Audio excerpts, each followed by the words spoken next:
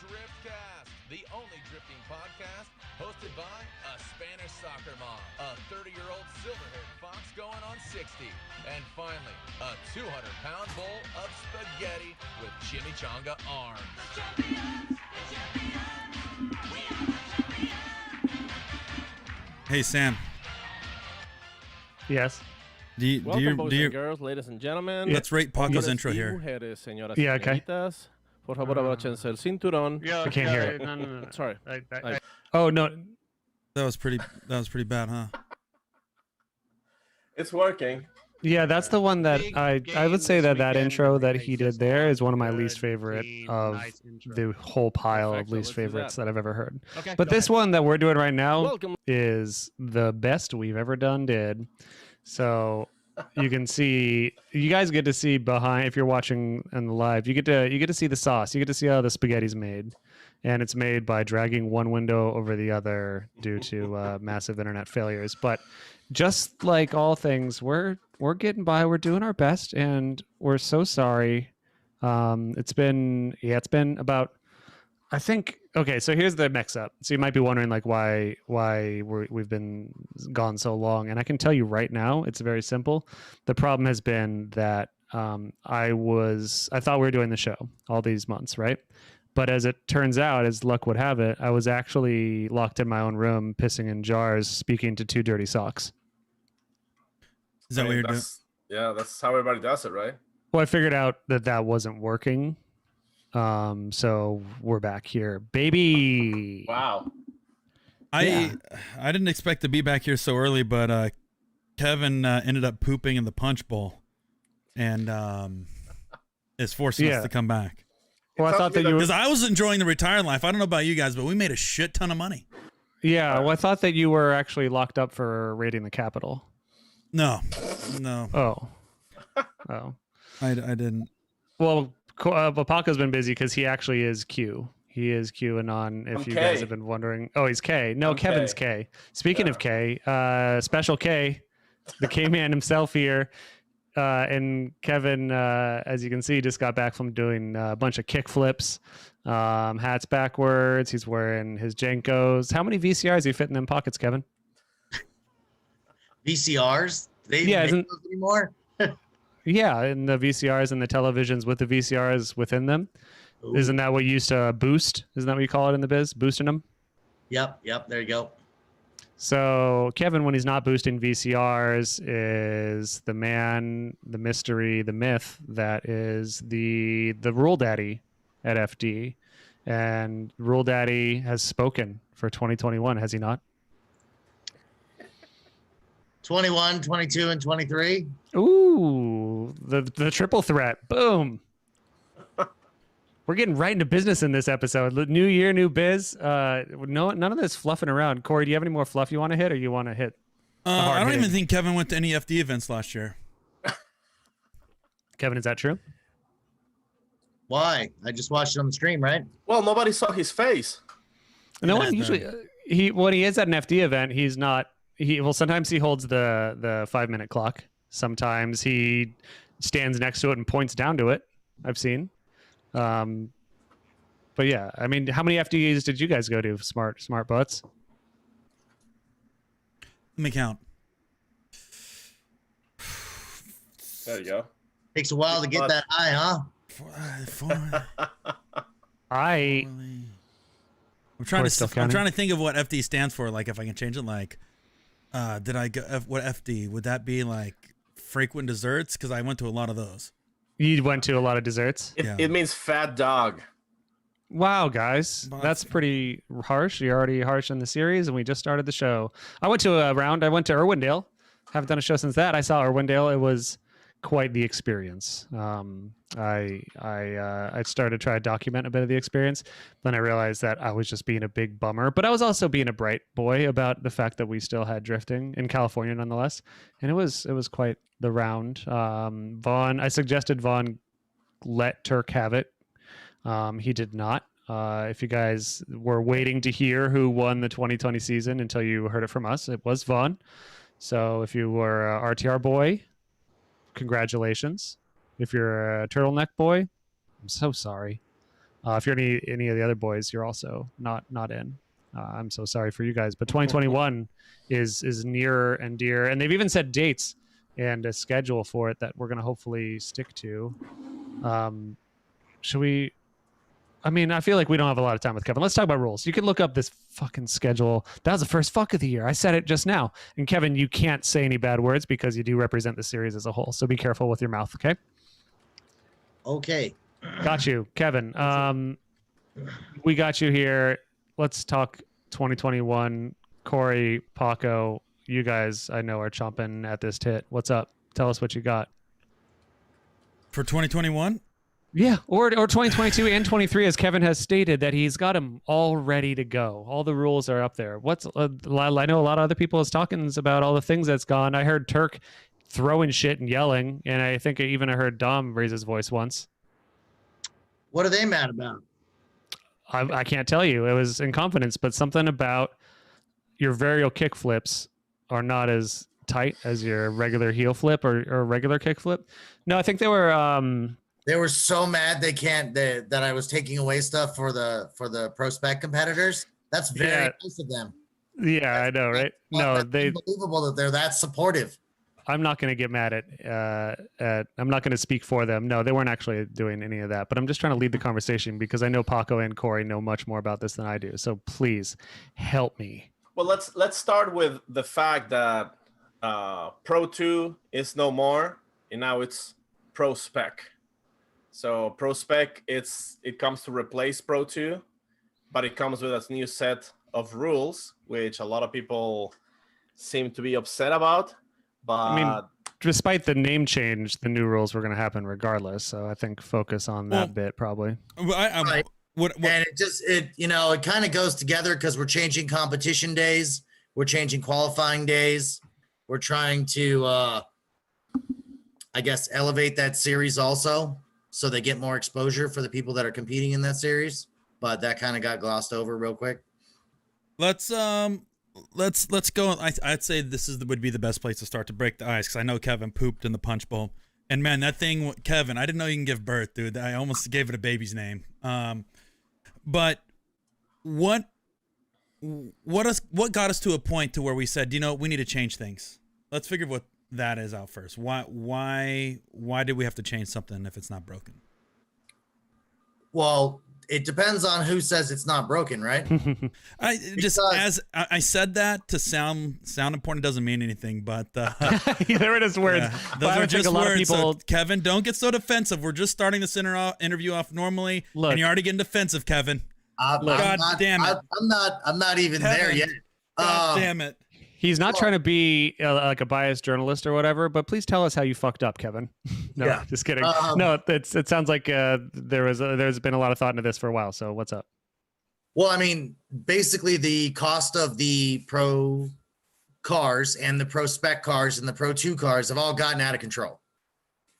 I mean, Corey, from your experience, the cars are really expensive, right? Corey's rich as fuck, though. Well, that's true. Okay. But I like where this is going. So if one step would be there's basically 3 cars that have sequentials. In Pro 2. Correct. 3 cars. If you could afford that big D gearbox, BDGB, then that you're already kind of at an edge. So let's stop that. Basically, because if like people were suggesting, we'll just wait another year. Well, if I wait another year, now I'm going to have 10 people that have one of those gearboxes in real life. Mm-hmm. So, and then the thing is, if you buy one of those gearboxes, now you end up buying a spare. So now you've $20,000 on your gearbox. Then you buy another $20,000 gearbox. Now you got $40,000 in transmissions. Yeah. It's getting out of control real fast if you start following it down that path.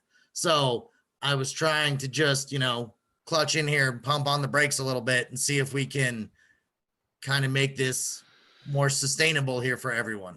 And more, the entrance price is lower, and that's one thing that I know we've definitely heard Pro 2 drivers say is that you now have to build a Pro 1 car to compete in Pro 2, or at least I had said that previously, which is still, I imagine, 80% ish the case, but now there's this rule that says that, hey, you guys aren't allowed to spend this extra $40,000 that everyone was kind of bending towards that direction to begin with. So I'm all for leveling the playing field in that regard. Sucks for the dudes that already have those, but fuck, now you got some gearboxes for your Pro 1 car or for your daily. Sequentials on dailies are cool as fuck, guys. I would agree with that. I want one in daily. I do agree with that. But I mean, you think about like Rome, for example. Okay. Yeah. Do you know much about his car? I know that it ended up in a ditch in Texas at some point. Right. But it did well in Pro 2 and it's in Pro and it has none of those parts. Yeah. It didn't get a sequential till recently. Yeah. Okay. You think So about you think about Hughes. They didn't have a bunch of those parts on their cars either, and they were very successful. Do you have the audacity to say that it's less about the car and more about the driver, and you can't just throw money at success? I'm saying that's definitely a big part, and Wow. I would like the driver to be a bigger part. Well, see, like, I mean, and getting a little bit serious in here. To me, it's mind blowing because one of the biggest concerns that I would say the average drifter had about Formula Drift is that it's getting too expensive. It's way too unobtainable. The cars are too crazy. We want it to be more, easier to approach, more affordable. So Formula Drift goes and does exactly what the people want, and they're like, wait, no, but that's not what we meant. It just doesn't make sense. Like, I get it. Like, a lot of people is mad that they're taking away one thing, substituting with the other. Like, maybe like people wanted like a third series with the spec class, if you may. But I personally think that this is a good move by FD. Do you have names of everybody who's mad? Can we report them? Yeah, we just go on Instagram and look up #ProSpec. Half our comments are people mad. Really? I would say it's more than half. Yeah. And are there Pro 2 drivers that wanted to have that exhilaration of a big shifty? Well, there's a few drivers that are moving to Pro 2 that are that they just got their license and they've been building their car to the ProSpec. And they're the ones who are the most mad because they're like, oh shit, I already built it this way. Now I have to kind of like look downgrade. at those early achievers getting their cars done in January. Right on time, right? But the thing is, like, I guess like a lot of people still don't get it that this year, Kevin, correct me if I'm wrong, this year it's the only thing that is not allowed is the sequential shifter. It has to be an H pattern shifter. Right. The only part that you can't have is something that unbolts relatively easily because they probably should be checking their clutch every round anyways. Yeah.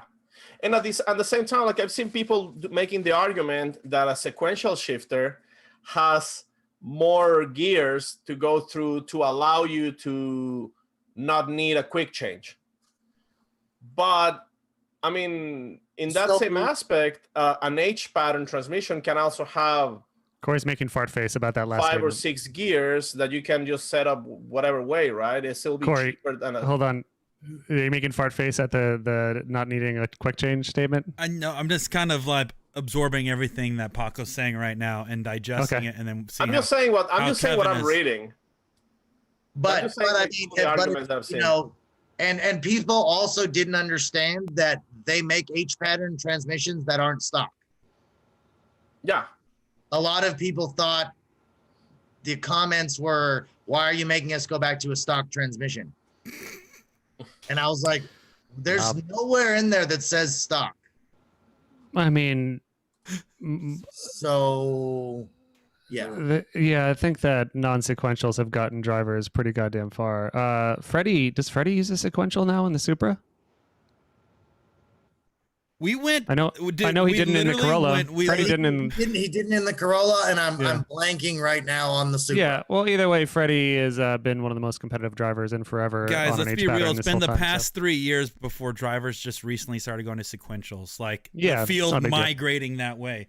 It's like been the past just 3 years where drivers are now implementing sequentials. Yeah. Forsberg did it, I think, 3 years ago with the Hollinger, and that's when Turk went to a Hollinger. That was just like 2-3 years ago. A 3-time Formula Drift champion just within the past 3 years went to a sequential. Well, even Vaughn and Chelsea still run H patterns, right? Yeah. They may have changed. I don't know. But the point at this point, I think, is moot on the sequential argument.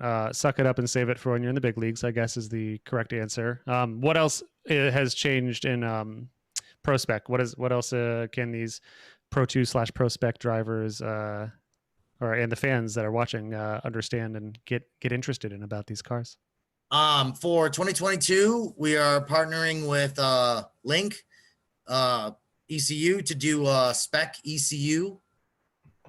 And in Pro Spec in 2? Yes, in ProSpec. But not 21. They can still use whatever ECU for 2021. Correct. So basically, if you register for a full season in 2021, Link will provide you with an ECU to run for free in 2022. Man, I bet they're going to charge a lot of money for that. I bet those ECUs are going to be really expensive. Right. The free ECUs they're providing you are really expensive. But are they going to install Link them too? is going to give each driver a free ECU, so they don't even have to buy it. Correct. I can see why everybody's getting mad now. Are they going to install it though? No. Well, they should. Well, they're going to provide what about the rest of the car? And they're going to help you do the wiring. Well, help you do the wiring is walk you through in technical support as much as you can to make solder it themselves. Adapter connectors and all that stuff to get that done. If they're not soldering it, I don't want it. Well, I think you broke Sam. A lot of people use crimpers now instead of soldering it, so it'll be okay. You can crimp it yourself. I use a crimper on my hair. Get that 90s frizz going. I don't doubt it. It's really it's talking about this and going to Link and things like that. Justin Time in chat says, yeah, when some guys go from Motec, yes, they're going to be salty going. Yeah, that was. But here's the thing: is what's the difference from going from a sequential, which is only 3 people that run a sequential, going to a 4-speed H pattern? Are those 3 guys going to get mad, or are they going to adapt to the rules? I think if they're really about the competitive side, I don't think they're going to bat an eye at it. The only thing I could see someone getting bummed about is if they had a sponsor that made a sequential, which I don't think happens very often, or if they had a ECU sponsor that wasn't Link, then like, oh shoot, now I can't use these sponsor dineros. Is there much of that or any of that going on that we know of? Well, okay, that's kind of a 2-part thing, right? So there's no reason why you can't have, I'll just use Haltech as an example. Okay. A Haltech car running in ProSpec. Right. It just has to be running on a Link ECU. Yeah, you can still be a brand ambassador. Just because you're sponsored by cocaine doesn't mean you have to be blowing lines behind the wheel, right? Is that a good analogy? And you know what's funny is here's this too. Let's talk about this sponsorship. Let's bring this up. Think about when Pro 2 went with only 2 tire brands, right? It went with Achilles and Nexon.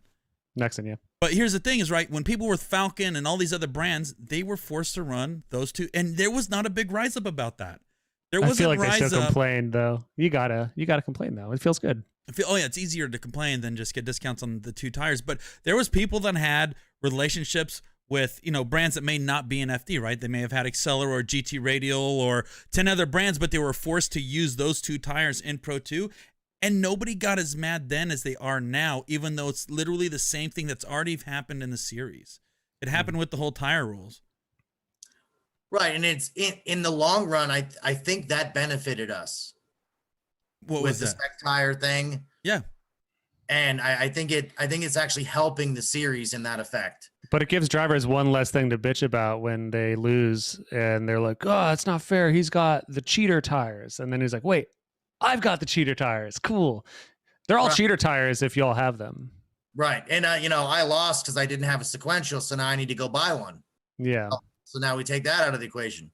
I love it. I'm actually really into this. That's been one of my, I've for many years, on the show, we've all talked about how great it would be to see like straight down the line spec series. I know this isn't that because that's dumb. And for now, maybe someday it'll be cool to have like a 100% everyone's got the same car series, but especially in like a one tier down from the top series, like a Pro 2 ProSpec, I think it's definitely a good thing to have a more level playing field where budgets are smaller, time is smaller. A lot of these, I think all of these guys probably have day jobs that aren't being a pro drifter, so it's like, yeah, it makes it a lot more accessible in my opinion, and I think that's a good thing, and that's the intention behind all this, right? The intention wasn't to see like, let's piss off these kids that are getting into professional drifting. No, the intention was, of course, to make this a accessible field for people now and up and coming people, I think. I mean, you tell me, was that the intention? Yes. I wasn't trying to create a headache for myself when I was working on this, but yeah, I mean, the intention is to make it affordable in the long run and to make it easier for other people to compete. So Link is also offering racer pricing to everyone else that wants an ECU that didn't compete in the 2021 season. Well, yeah. So if you had a season off, or you're just building your car, or someone wants to come back, or whatever they want to do, they can get a deal on that, put it together, and come back. And they will be at the track. So if you're having issues or you're having problems, you have a guy. Most people can't afford to have a guy or a tuner or someone there at the track when they're like, oh, it's misfiring. What do I do now? Let's search the internet. They can be like, oh, hey, let me go over to the Link tech support guys. Let me go talk to Jason. Let me have someone kind of walk me through this. And now you can get back out there sooner, which I think is a big benefit to the sport overall. That sounds badass for everyone. I've stayed off of the social media for quite some time now, and it's been very refreshing, might I add. So hearing this firsthand without seeing any of the gripings that's been going down, it seems pretty chill and pretty awesome to me. Corey, what you've got, of course, the most race car experience among us here. I think as a gentleman and as a gentleman racer. How do you feel? You can look at other forms of motorsports too. I think a lot of people are not comparing us to other forms of motorsports or competitions where products have to be homologated before actually running in different series, and there has to go through approval process, and it is to simplify things or make it more competitive, make it more affordable. This is what's happening now, already exists in so many other series outside of Formula Drift. It's just that Formula Drift has been the Wild West of motorsports for so long, and Pro 1 is still considered almost the Wild West of motorsports, right? You can still raw dog it in Pro 1, guys. Oh, you can go as hard as you want Pro 1.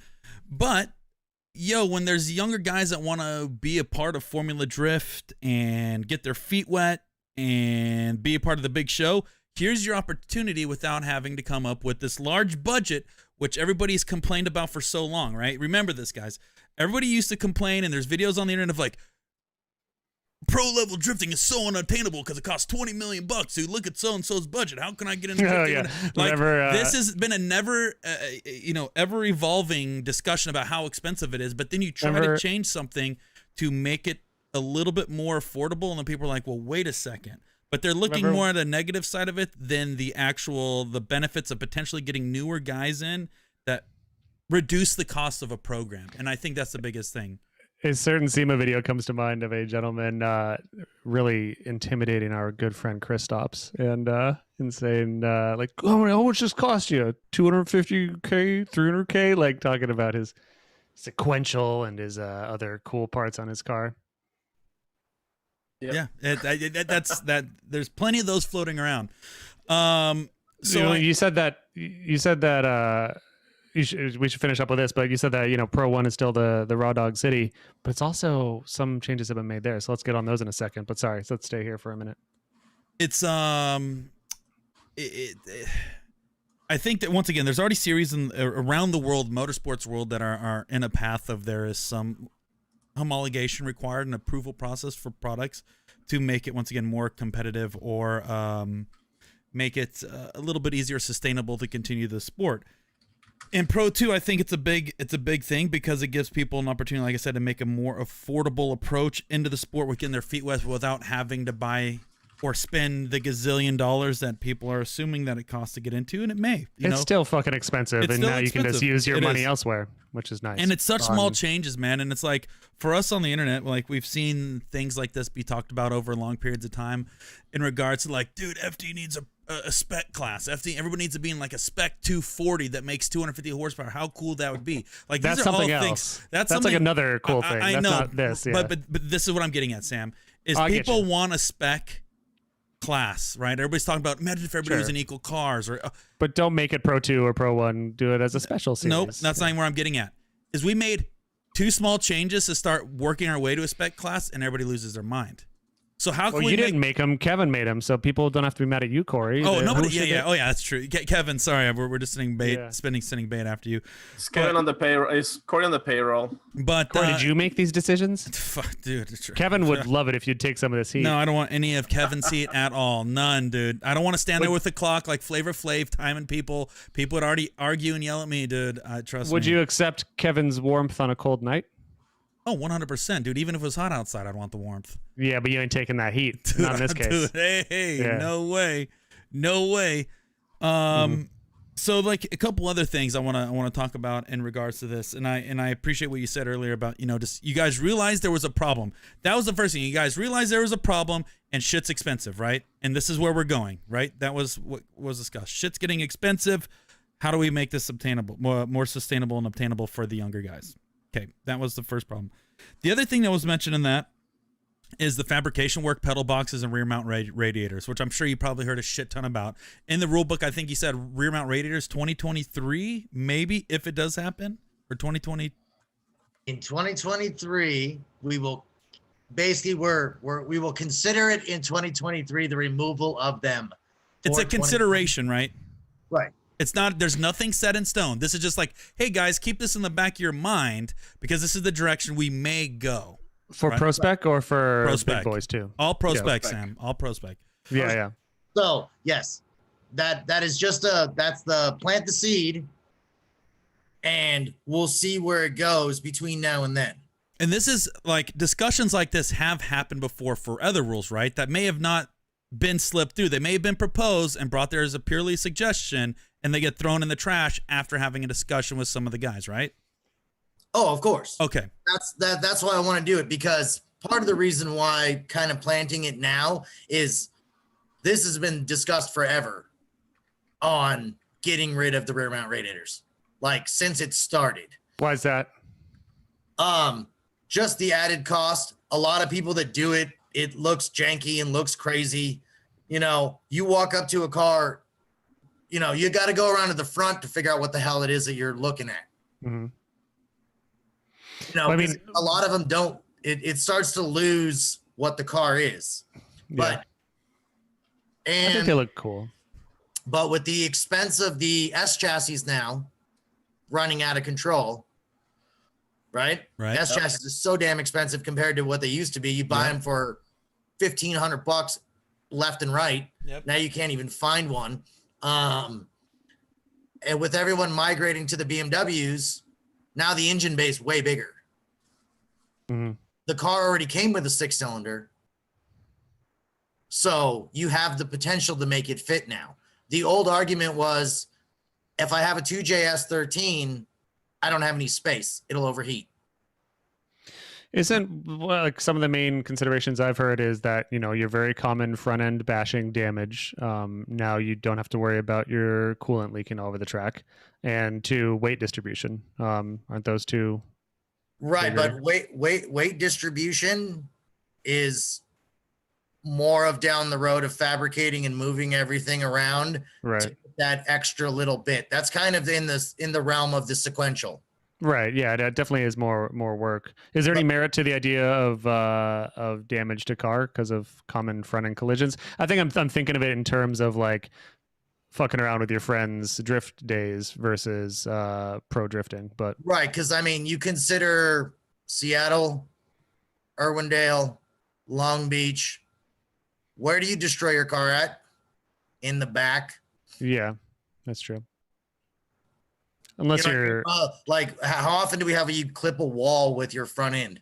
Yeah, it's pretty unlikely, and you have a bash bar to protect most of that stuff. So I think it's more vulnerable in the front than the rear, but I obviously that's not a huge. My only issue. argument would be is in most cases you can get a larger radiator in the rear, which obviously keeps your car cooler in case you have to do a back-to-back one more time run, or if there was a situation came up where you had to get back into it. I could see that keeping the run of show at ease because you don't have to like have this big front mount intercooler and this big ass radiator, which obviously you can get a larger radiator in the back of the car. So now you're dealing with two heat elements in the front of the car. That would be my argument, and I think it's the cost sometimes does outweigh the benefit or the issues. But and once again, this is not sure that it's set in stone yet. This is still just an open discussion that you're having with people. But there is a benefit, obviously. Once again, the cooling, the size, the path the water takes has more time to dissipate heat, keeps the cars happy, right? Bigger radiators, bigger cooler keeps cars happy. Moving right, but along those lines, yep. How many cars have you seen that are brand new that people bring in with the rear mount radiator setups, and all they do is have problems? Oh, dude, they're figuring it out on the track. I was hoping that this late start would solve a lot of those bugs, but you've probably seen all of them. When you look at costs and designing and building rear mount radiator setup, there is a way to build these things where they're properly functional. But you need almost a design engineer, I guess, in some sense, to say, okay, this is where water needs to be. This is where the fill neck needs to be. This is the highest point. This is the lowest point. You just don't throw a flat radiator in the trunk and fill it up with water hoping that's going to work. There's definitely a science to it. So I think and I don't want to penalize the people that actually do build their systems right, but see, like, I think and agreeing with Corey, like, I think there's definitely a margin of what modifications actually give a competitive advantage and what modifications are just safety and reliability. Because, for example, like, I think we've heard about the steering column. You guys were contemplating running a factory steering column. Yeah, only factory steering columns. That's in there for 2023. Okay, so it's still in the future, but I mean, like, a lot of people's making the argument that an aftermarket steering column doesn't give any kind of competitive advantage, and at the same time, it's safer for the driver, and it's not that more expensive. So, okay, so how many of those people actually have a collapsible aftermarket column? Most of them don't. Most of them have the solid rod column on a Heim, and they don't have the Woodward collapsible. So, and if it doesn't do you any good, why are you doing it? That is my question. Why are they doing advantage, what is the purpose? Yeah, positioning. Yeah, obviously seating position. Can you get the steering wheel a little bit further back? Can you positioning? So how tall is James Dean? String bean size? Like 7.5 feet, 69. So he's a 3-time champion that did it with stock pedals and a stock steering column. Yeah, but he's better than everyone else. That's cheating. Yeah, but he's better than everyone else. And his new car that he's building right now, stock steering column. He's cheating. So if would you guys consider collapsible aftermarket steering columns? What would be the intention, I guess?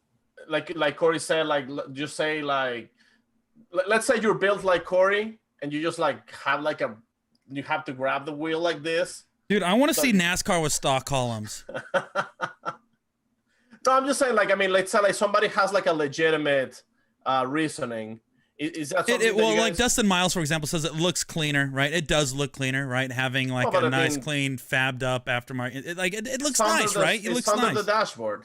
It looks nice. And like, if you looked at a factory column, it has these big wings that come up that bolt into the fucking. Right, but everyone trims all the stuff off that holds the turn signals and everything else. And the wings you can't see because they're under the dash if you actually have a dash and an instrument cluster. So how much money do you think you save yourself by running a factory column versus having to put in a aftermarket wheel setup? Well, you figure the columns, if you want the collapsible, you want the fancy one, everything else, you're probably $600. That's too much money. Keep going. And now you have nothing. You have a box with $600 worth of column in it. Okay. Now, unless you're the fabricating guy that already spent money on a welder and money on tubes and money on this and money on that, if you're the normal guy, you're spending $100 an hour to have that installed. And where does it get you in the end? So if you don't get stabbed in the tummy by. All right, so let me ask you two questions. Let me ask you two questions. Not going to stab you. I want to ask you two questions. All right, so if I go to Kevin Corners Motorsports, because I want you to be my spotter and crew chief, because you are a championship-winning crew chief. I bring my car to you, my piece of shit 240, right? And I go, Kevin, I need the secret James Dean cheater sauce. Mm-hmm. Okay, I want you to put an aftermarket column in it. You're going to charge me what, $2,500? $3,000? $2,200? How much are you going to charge me?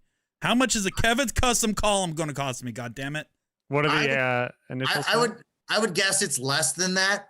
I haven't quoted it out for the exact install with the little bushing deal and the other. I got money to blow, dude.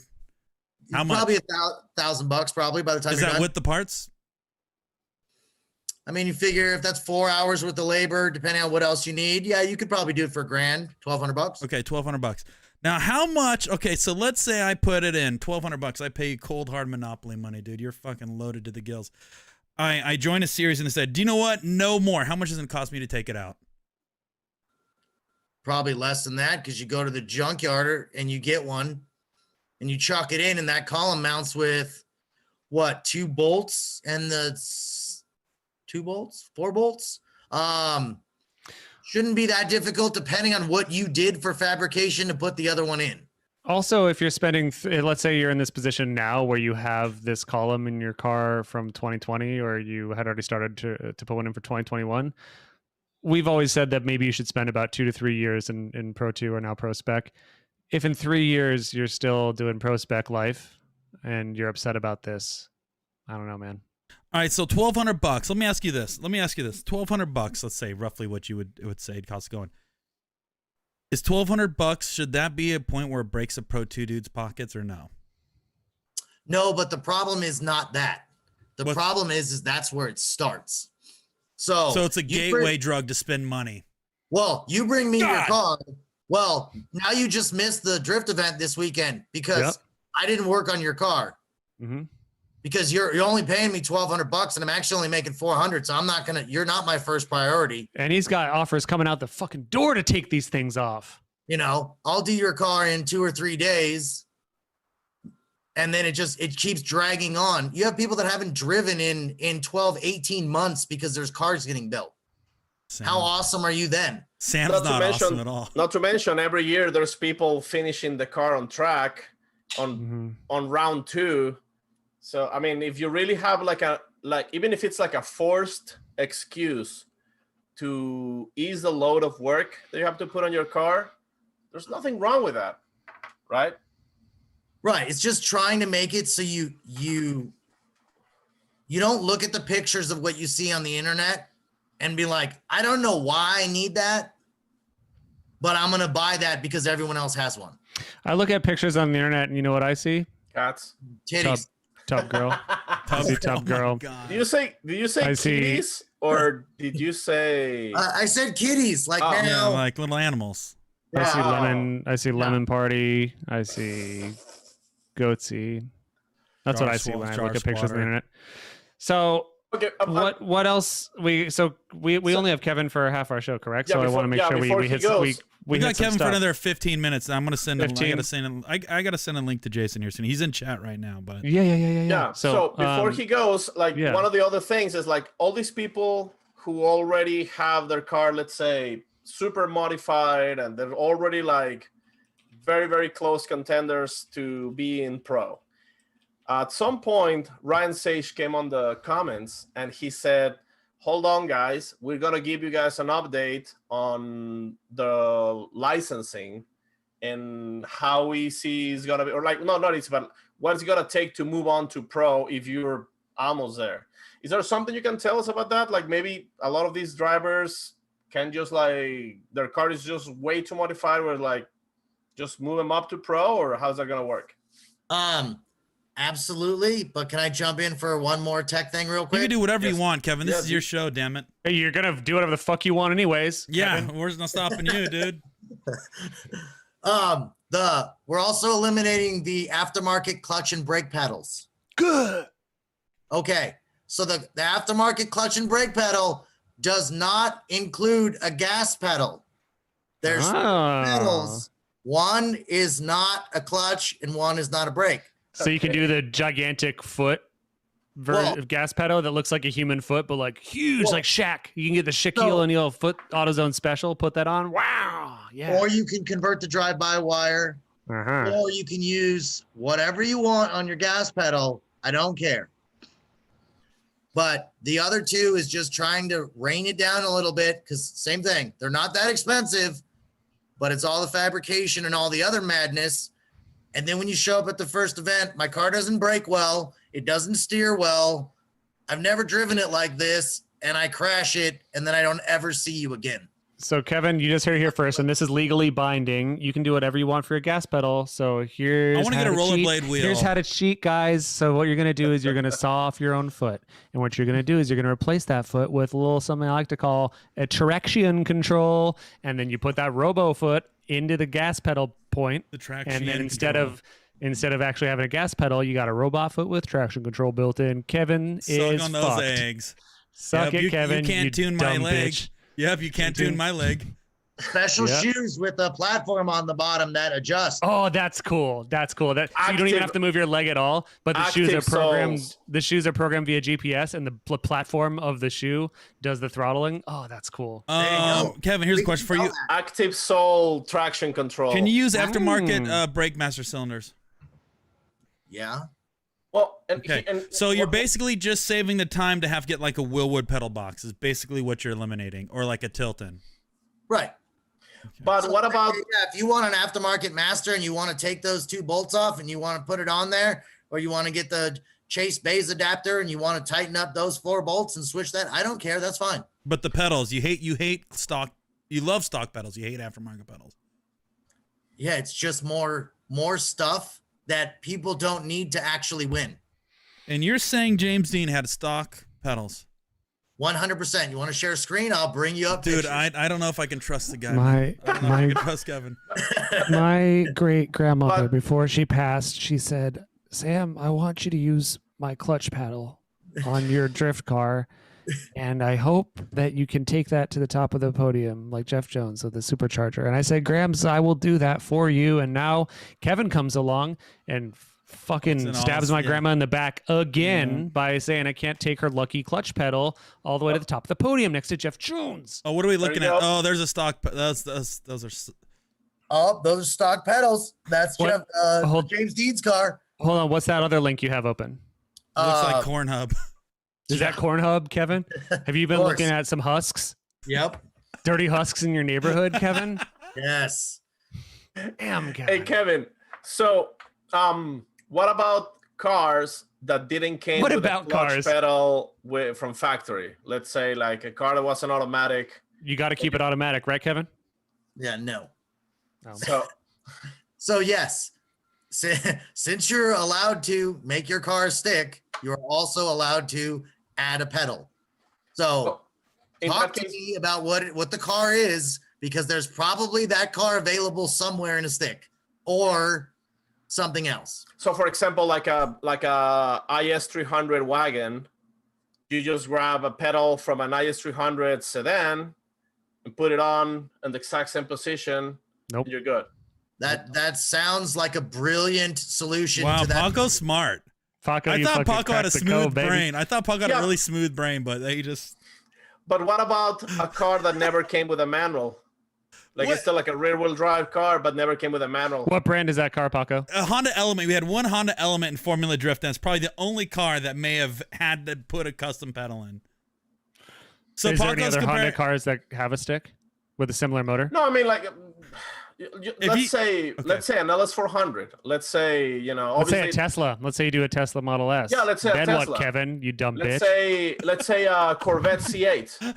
I mean, a C8 might be too much for ProSpec. No, it's not, because look at Barry On. He's running a C7. That's a C7. C7, but Yeah, Delbert same Svensson from the chat says new Supra. What now, Kevin? There you It's go. not like Yeah, the new Supra is Supra. based on. It's not like there's another car that's like the Supra. Yeah, that has dude. like BMW or whatever. Are we bringing brand new Supras to ProSpec now? Yeah, there's gonna be one. That'd be soon. nice, dude. All right, well, Guaranteed. let me know when they show up, and we'll get it done. And No. speaking of, for the BMW people out there, You can't figure it out then. You can't. We have to figure it out now. Every on the show. BMW came with a manual, so those are not good examples. Not mine. right? But it came with the plastic clutch pedal that everyone's losing their mind about. Yeah. So I have a CNC billet aluminum one coming that's going to be approved that everyone can buy. The Is bolts there? Oh, that's what you're gonna do. You're gonna make a fucking Black Kevin's Corner market clutch custom? pedal shop. No, Kevin's No, gonna ban all the aftermarket stuff except for his own Kevin's Customs. Kevin's No, Corner it's not- Customs. That's I'm not cool. making it. I don't want That's- to deal with that. But it's like we added this year the Powered by Max brace. I don't know if Right. you guys saw that. Yep. To try to keep the subframes in the back of the BMWs. Yep. So once again, this is something similar. This is an odd thing that it's a plastic clutch pedal.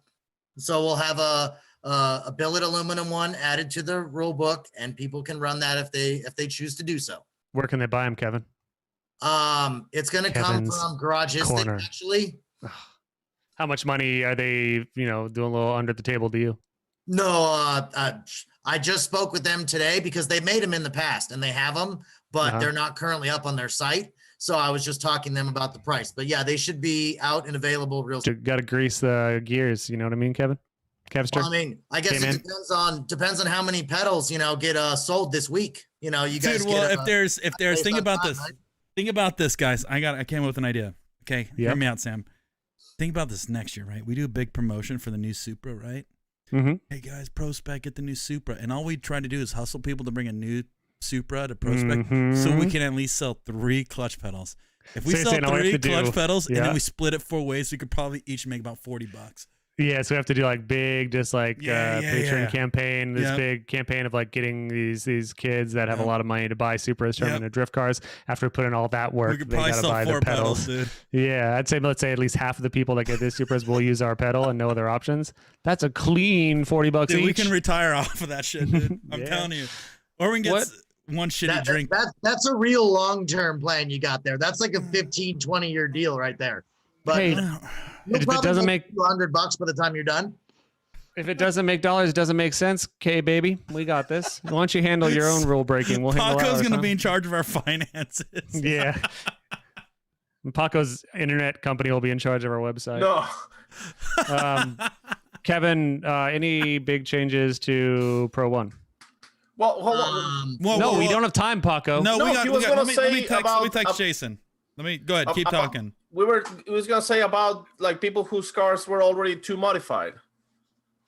So basically, it's not 100% set in stone yet, but when you come out of Pro-Am, you are going to earn a Formula Drift license, right? Okay. And then from there, you can choose the championship series you want to run in.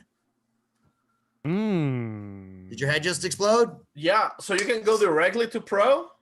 Well, basically, you're petitioning, you're asking for an approval to get into either one. That's cool. Okay. So, So there- you're saying that all these people that have complaints, they can just go into Pro and then use all the sequentials and exploding steering columns they want, I mean, assuming that they're approved. right. Assuming they're approved, yes, you could go do that, and you could probably not qualify, and then you could retire after that. So everybody who's already on Pro 2 can just petition to get to move up to Pro. Well, you can petition at any time, anywhere. It's always been allowed. You could always petition to Right. go straight into Pro, right? Yeah, you and Sam can petition tomorrow to run in Pro. Can I? But I'm not saying it'd be granted, but I've got a 240 with a stock column and a stock clutch pedal, you're And ready front for radiator, You're and ready for ProSpec, Sam. stock transmission. Ooh, Mm-hmm. that's probably gonna break on you. Yes, it doesn't shift into second so hot already. Just skip it. Yeah, So I never leave first. So does that kind of help out with your licensing question? That's kind of part of the grand plan of making 2 series that are not a ladder. You have 2 series that are more parallel, that are just different cars. Still not parallel. One is considered majors, one is considered minors, no? Well, the drivers are the same now. That's the thing, Sam, because like I've been thinking about this. Like I think ProSpec can become its own thing where the drivers can just stay in ProSpec and be, you know, here's my argument that I remember like a lot of people saying like Naoki Nakamura can go into FD and destroy everybody. Well, you know what? He loves, you know, like ripping cable e-brakes and like very basically modified cars. He could totally go in there. These Japanese monsters that have kind of shown up in a pro that were kind of not as competitive as we would hope they would be based off of how good they were back home with these traditionally less hyper modified JDM cars. Yeah, I like that idea. Yeah.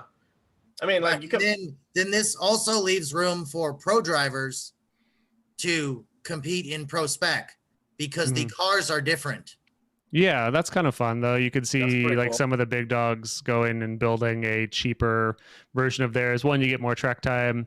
2, you get to crush some kids nonetheless, you know, do a little seal clubbing. But I mean, also you think about how cool that is. Yeah. You come out of Pro-Am, you build a ProSpec car, you come into ProSpec, and holy shit, now I'm lined up next to Osbo or JR or Forsberg. Like, that's what you want to do anyways. Yeah. Right. If you beat them in a lesser car, you still beat them. Exactly. Which is what they want. Like that's kind of like what people be saying, like, oh, you know, if we were both in a car, the same blah blah blah, I could totally outrun X or Y. Like, all right, well, let's do it. And I really think there's a lot of pro drivers that would love to grab like a more simple basic car and just move down, or can they do both? Yep. That's what you just said. Yep. Or do both. Yeah. So, Corey, are you going to be ProSpec's champion? No. Ever? Not at this current. He just finished his rear mount radiator. Yep. He's been focusing. He's like, I already you know what? put a new pedal in it, man. I put a new brake pedal in it. Well, you got a few years to run it, and I'll help you take the pedal back out and put in regular pedals. He's gonna hold your arms I keep talking about. Like we're gonna have Jason on, you know, after you, Kevin. But it's like, dude, to run at that level of FD, even in like a ProSpec, it takes a lot of work, a lot of energy, a good team, good crew, a lot of resources. And honestly, the small changes that you're changing, it's still gonna be an expensive competitive sport, but it's slowly going in the right direction to make it more affordable and more sustainable. But also, the biggest thing that people were talking about is, you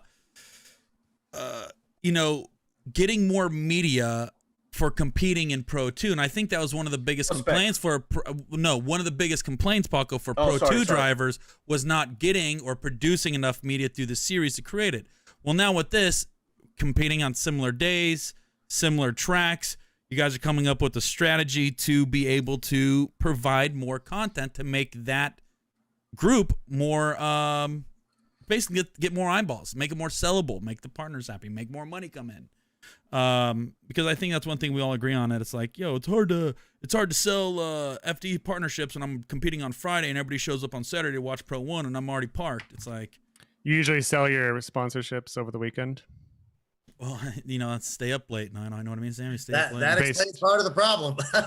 based on winning and not on actual brand ambassadorship. That's how you sell your. Look, I can't do shit for you off the track, but on the track, I'm gonna get those dubs, and you're gonna fucking pay me. You got it, capiche? And that's how to get sponsors. Super chat. No, it's not. Okay. Ben Tranter is a fucking suck up and says, Kevin, you're a freaking genius. Thank you for everything. We try. There's a lot of effort that goes into this stuff before we actually release it. It may seem like I just did it yesterday and typed it up, you know, over a beer or something, but not quite that simple. Now, how would your response change, Kevin, if, you know, I was reading it that way? What if I read it this way? Kevin, you're a freaking genius. Thanks for everything. If it's read like that, how would you respond to that? No, that's fine. It's my story, so I'm interpreting it. Okay, that's fair. All right, because I wasn't sure what Ben meant by that, but he must be. Hey, here's another thing, Kevin. Before we get Jason on, what are some of the most random things you've been hearing? Like, what's some of the rumors and bullshit you've been hearing over the past week or so? Oh, I mean, a lot of the stuff is basically they didn't read any of it. You know, it's how come I'm eliminated the radiators in 2021. It's entirely the radiators. Yeah, radiators. That you Heat can sink only.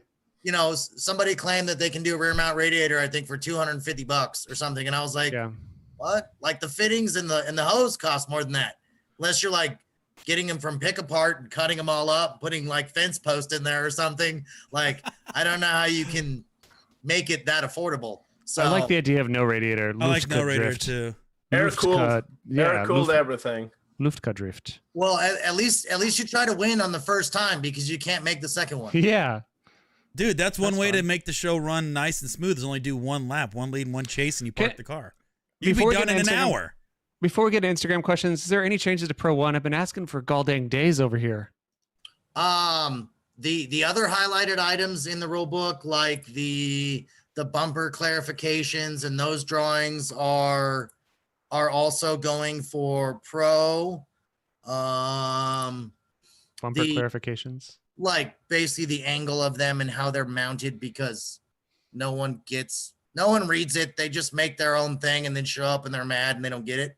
Mm-hmm. So I was trying to make pictures because that's you draw pictures. Yeah, for sure. Right. Draw pictures for people. I got to draw pictures. That helps. And then underglow for all night rounds. Fuck yeah. You're forcing people to do underglow? Yep, just like Irwindale. I love it. Let's do it. All night rounds will be underglow. All on Type S, helping us out with that. Hell yeah. The Powered by Max rear bar. And I'm working on probably what Turk and Dom were throwing stuff about. I'm gonna get in trouble for saying that. They weren't actually throwing stuff down. They're the closest drifter people that I relate with on the daily, so that's all it's going at. Oh, so it was just more tears. That's okay. Crying. Yeah. Well, I'm sorry, Turk and Dom.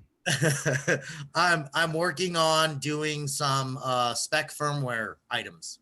Ah, yes, the ECUs. So the Pro Rulebook in theory is going to be out tomorrow. Send it to us. Next day, but that's not going to be included. It's going to have a section that says, engine control units intentionally left blank type deal. So that's something that's in the near future, but that is a lot more complicated procedure than it would seem to be. Yeah, it's because you want to do a spec ECU for Pro as well. No, not a spec ECU for Pro, spec firmwares for the ECUs in Pro. That does sound complex. There's so many ECUs, I'm trying to start with the highest quantity first. Yeah. And then work my way down type deal. So it's going to be a little bit of a process, but I want to try to get the ball rolling on it. Kind of like for ProSpec, I got to start somewhere. So, and the intention here is the same as NASCAR, just to confirm that, everyone is running the same shit and there's no special ghost code in there that's rocking cars worlds. Right. I got a question. Go ahead. Just try to make promote confidence, I guess, from other competitors that they're on an even playing field. Sure. I got a question for you, Kevin, before you get off here, as Jason's joining us now. What is going to be the deal with handing out license for somebody that goes through Pro-Am? If somebody makes a top 3 in a Pro-Am, finishes the championship, is there still a Pro-Am aspect to getting a ProSpec, or is that just through petition based primarily now? Like, are you still using Pro-Ams as the main feeder series for ProSpec, or is it all basically just based off petitions? Basically, I look at it as Pro-Am is the domestic way to get into Formula Drift. Yep. Not necessarily ProSpec or Pro, but to get into Formula Drift, period. And then from there, you go to either one. It's kind of like, I don't know, you go get an NHRA license, right? Right. So am I going to run Pro Stock? Am I going to run Funny Car? Am I going to run Top Fuel? As long as I have the right license, I can run for any of them. Right. It just depends on So budget and commitment. you're still going to be using Pro-Am as a feeder series to get a Formula Drift license that then allows you to run in whatever one you decide to petition for. Okay. I think that's probably the easiest way to explain it. Okay. I just didn't know with all these rule changes and things like that, and with the ProSpec obviously coming around and treating it as a different series, is that licensing feed still going to remain the same from Pro-Am up to the Formula Drift ranks? Yeah, that'll be the same. The only thing that's basically changing is to go to Pro, you don't necessarily need to go through ProSpec. Gotcha. Now, And then now that now they're like this. So you mentioned kind of 3 tiers of NHRA, third tier of FD. We're going to do stock E36 spec, correct? No, we can't because all the pedals fall off. Fuck. According to the All right. internet. Yeah. All right, well then we're going to do a stock S13 class, and we're just going to ruin $20,000 beat to fuck cars every weekend. There you go. We'll just do a missile class, right?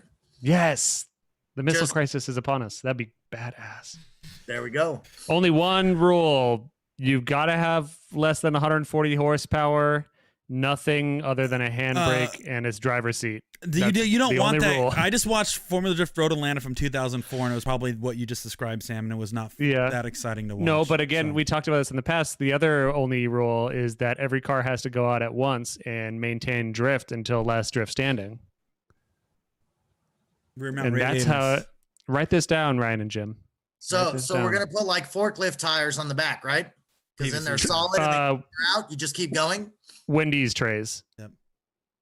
But there's no smoke. I mean, with 140 horsepower, as I've learned, you don't make a lot of smoke and don't use a lot of tire. Kevin doesn't want this smoke, dude. I'll serve it up to him right now. I was gonna say that you just make clutch smoke at that point, right? Exactly. There we go. And that's what the fans want, Kevster. Kevin, I can tell by Jason's look. He's like, "Oh my god!" Don't worry, Jason's gonna want to punch us in the face by the time we're done, anyways. But Kevin, thank you for hanging out and answering a few things. We're gonna have you back here soon, probably to argue more on your rule book and shit. Kevin, we didn't get a lot of the Instagram questions in or any of them, so feel free to hop on there and start a war with them. The Instagram people are very understanding and they don't like to argue at all. But I do jest. Most of our people that are on MD Instagram are very nice folks. Yep. So. But feel free to hop in. If anyone wants to send me a message, they can always do Kevin's Corner with a K, FD, on Instagram. And I try to respond when I can, or I'll do a little post again later. Make sure not to use any commas or periods. Caps lock is preferred. Yep. Oh, yeah. All right, Kevin. We'll catch you in a bit, bud. Thank you. Appreciate Bye, you. Kevster. Bye. Okay, so I think his rule book's a piece of shit. Oh yeah, I didn't get to do this. Jason, what do you think? It's a piece of shit. Total piece of shit. Yeah. See, Sam, you're right. You told me we were gonna rip it apart, and now Jason's here to back you up. Yeah. So now that I didn't get to do this bit last time, but now that we've been joined by the lead singer of Smashing Pumpkins, Billy Corgan, Thanks. Sam, I fucking hate Sam. So, Jason, I'm gonna fuck him up for you one day. When I see Sam next, I'm gonna fuck him up. Nah, that's all right, man. No worries. So I've been thinking, guys, that there's a lot of confusion with Pro 2 naming, so we can't. Hold on, Paco's shirtless. What's going on? I'm gonna pause the bit. Pause bit. Paco. Where's your shirt? He did a wardrobe change. I didn't know. Paco. Oh, sorry. I was looking at the YouTube feed. Okay, so Paco did a wardrobe change. I love it. He must have shitted on his other shirt or something. And now we got the bassist accompanying Billy Kroger. It is. Does he look like a bassist with his big long beard and no mustache? Yeah. What happened to your mustache? He looks like the lead singer of that one band. What is it? What band is it? Tattoo. The Russian females band. That's what Paco looks like. Female. I just want to know what happened to the mustache and why didn't it grow at the same length as the beard, Paco? I trim it. I don't like it. It gets in my mouth. Is it the friction from rubbing it against so many buttholes? I don't know, man. I'm just spitballing. top tier, bro. Top tier. Jason, you are in the top best, the most. No, Jason's our closer today. I'm so excited about this. Jason's dude. the ringer. Jason's the fucking he's the Babe Ruth of the fucking Driftcast right now, dude. He's setting up for a grand slam right now. He's the rookie of the year, baby. Because what he's doing, he's piggybacking for Kevin, because Kevin did such a shit show earlier that now Jason's like, all right, let me show you guys how to do this. And Jason can also show this to his friends and coworkers and people that he work with in the industry and be like, hey, this is why outreach with media works.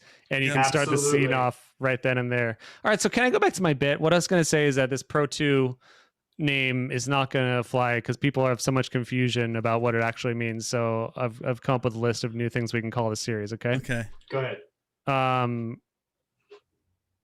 Proto Baggins. Or door bangs. Like that's like the Keep subtitle going. is more. We're gonna pass. Yeah, if you have to explain the joke, Sam, it's a bad joke. So keep going. Pass. This is one that's good. Pro-ish. One of your better Not too ones. bad. Yeah, see, because I feel like pro-ish kind of describes better than like ProSpec. Like, what the fuck does the word spec even mean? I don't do I have a spec It's in a my little glasses? tiny, a little tiny dot. Yeah, I don't even know what that means. Here's another good one. Here's another good one. It's pro dunk, and then in parentheses, nothing but net. That's terrible. Does that give you any idea of what's going on? No. How about this one? Pro laps. Like your bunghole? No. It's because you're doing laps around the track. No, yeah, we kind of see where this is going. Here's another good one. Prostate. That's Prostate. Like it's like because it happens like this, like a state division versus like a national, like a regional state division or something. Yeah, like a regional. So prostate. Not terrible. And then just prom. Mm. And then like each event has like a king and queen of prom. How about prophylactic? Hey, no, we don't use those. No, we don't support those here. What are those? Yeah. What the hell? This is raw dog country. Yeah, this is raw as it gets, dude. Jason, this is raw dog damn comedy. it. You can hear my 12 kids laughing behind me. They love it. Dude. I picked Jason's over your shitbox one, Sam, but go ahead. Let's do your So I wrote that in the car ride home today, writing down in my I notes on driving down the freeway. So that's safe. Jason, how you doing? I'm doing good, man. Good. Yeah, thanks for having me on. This is your first time on the show, huh? Yeah, man. Oh that. my god, dude. Yeah, long time listener, first time actually getting on. First time caller. Dude, it goes time. back to it all starts back going back 3 years ago. My car shipped to Jason and it had PSI finished. Actually, I don't want to say finished because you guys didn't finish. You like built the thing for the most part. It was a shit box. Started and finished. And Yeah, right. and because well, here's the other thing too. As we talk about this, obviously, I see like Megan and Dominic in chat and a bunch of people. It's like, for people don't know who you are, Jason. You ran Portland Speed Industries, which, for as long drifting has been around the United States, PSI has been on so many different race cars in the drifting world. So for as long as you've been in drifting and PSI, how long has it been around, and who have you worked with during that era? I would say we probably started in like 2008, 2009, as far as taking kind of an activation around drifting. But as far as the list of people that we worked with is it's pretty long. I guess I will attempt this and try to remember everybody that we worked with. So we started with, I don't know if you guys remember Andrew Coombs, so Yep. AJC Drifting, Yep. Kyle Pollard, Daigo, Robbie Nishida, Ryan Turk, Justin Pollock, Rob Primo. And now that I'm actually thinking about listing all these people, I think it's probably a bad idea because I'm probably going to forget some people. But I would say that for the most part, we definitely have our, we've had our finger on the pulse of drifting. We've seen it. We basically seen it go up. Go ahead. Let me ask you this then. Yeah. How many cars in Formula Drift have you had your hands on or tuned over the past 10 years? At least probably 50. Okay. And the only reason I'm kind of leading into this direction is because in this current state and time, you are the vice president of Link North America. So you are a big part of what's happening in the United States with Link Engine Management, LinkECU. Yeah. And for you, and why it's so important that you're in the position that you are, is because you have been in the other side of this. You were a car builder. You were a tuner. You have been in the Formula Drift scene for an extremely long time. So when people say, wait, Formula Drift is going to spec ECU in ProSpec, but they need to realize part of the person behind that understands the community. They understand the sport. They understand the series. You've seen the series long enough to where the progression of it and the degression of it, right. You've seen a lot of the shit is basically what I'm saying. So something like, hey, some big rich dude come in and is throwing free ECUs at everybody. Now he's going to take advantage of it. It's like, you have a very educated person that has hands in drifting for a very, very long time. And now, very big and very rich. And now you're in a position now to where you're a part of the series in some sense. Yeah, no, I mean, I appreciate you kind of recognizing that. I mean, sometimes you lose track of the fact that, this has definitely been, I've been really blessed in the sense of being uniquely positioned to take a look at the drifting community and look at the challenges that the drifting community has had, and then, work with FD to put together a program that I really, truly believe is going to help the community. We wouldn't be doing it if it would basically have any kind of negative effects. I know people are really into the change thing, but from my standpoint, this is really about making positive changes for the community. It's provided a lot for me. It's given me a lot of opportunities. So this is one of the occasions where I feel I can give back at a big level, and not just for people that, some people, for everybody who wants to, partake in the event. We hopefully will be offering the support, the ECUs, a lot of little pieces there to really make it easier for people.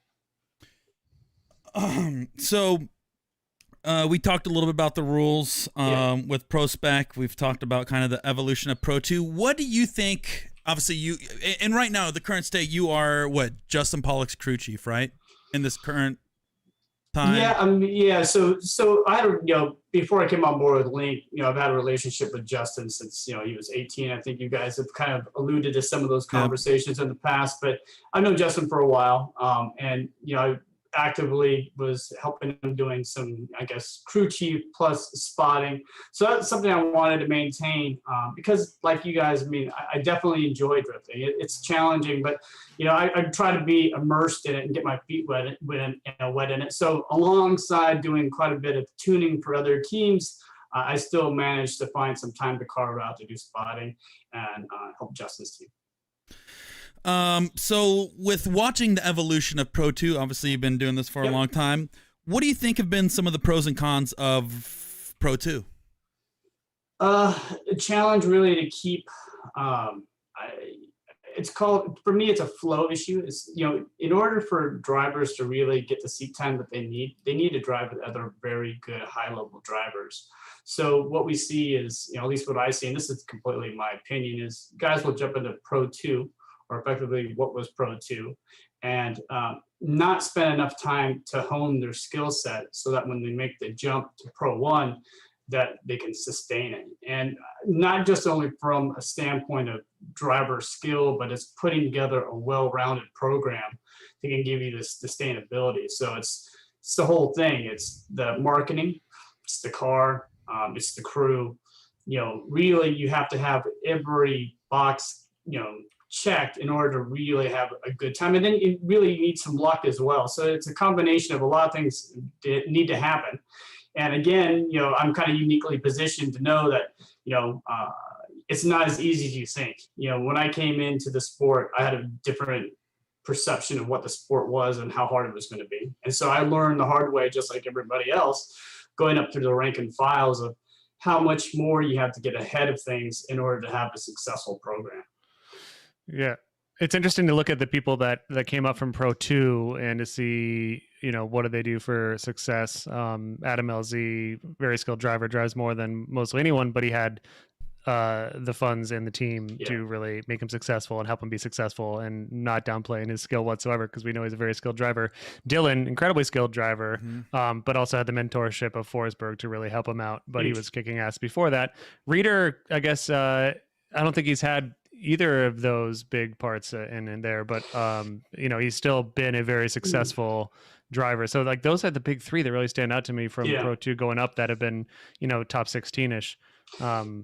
And so Reader, it's and not to cut you off, Sam, but Reader had the help of the, you know, jumping onto the electric car with Napoleon. That really helped with his marketing and that's true. His reach. But yeah, it's a struggle, and you really do have to have the financial backing, the skill set, the car, the whole package, and then you got to put in work, you know, to really. I guess, you know, to really have that sustainability. And that's what people want. That's what companies want. They don't want, you know, teams to come together, make a 1 year or 2 year attempt and then have to back out of it due to, you know, either financial reasons or something not working. And that's the other part of the equation that I think kind of goes without saying, but something that we try to help people out with is that not only do we tune the cars, but I try to, you know, give some mentorship to drivers to help them with their programs, and, you know, my assessment of what their needs are.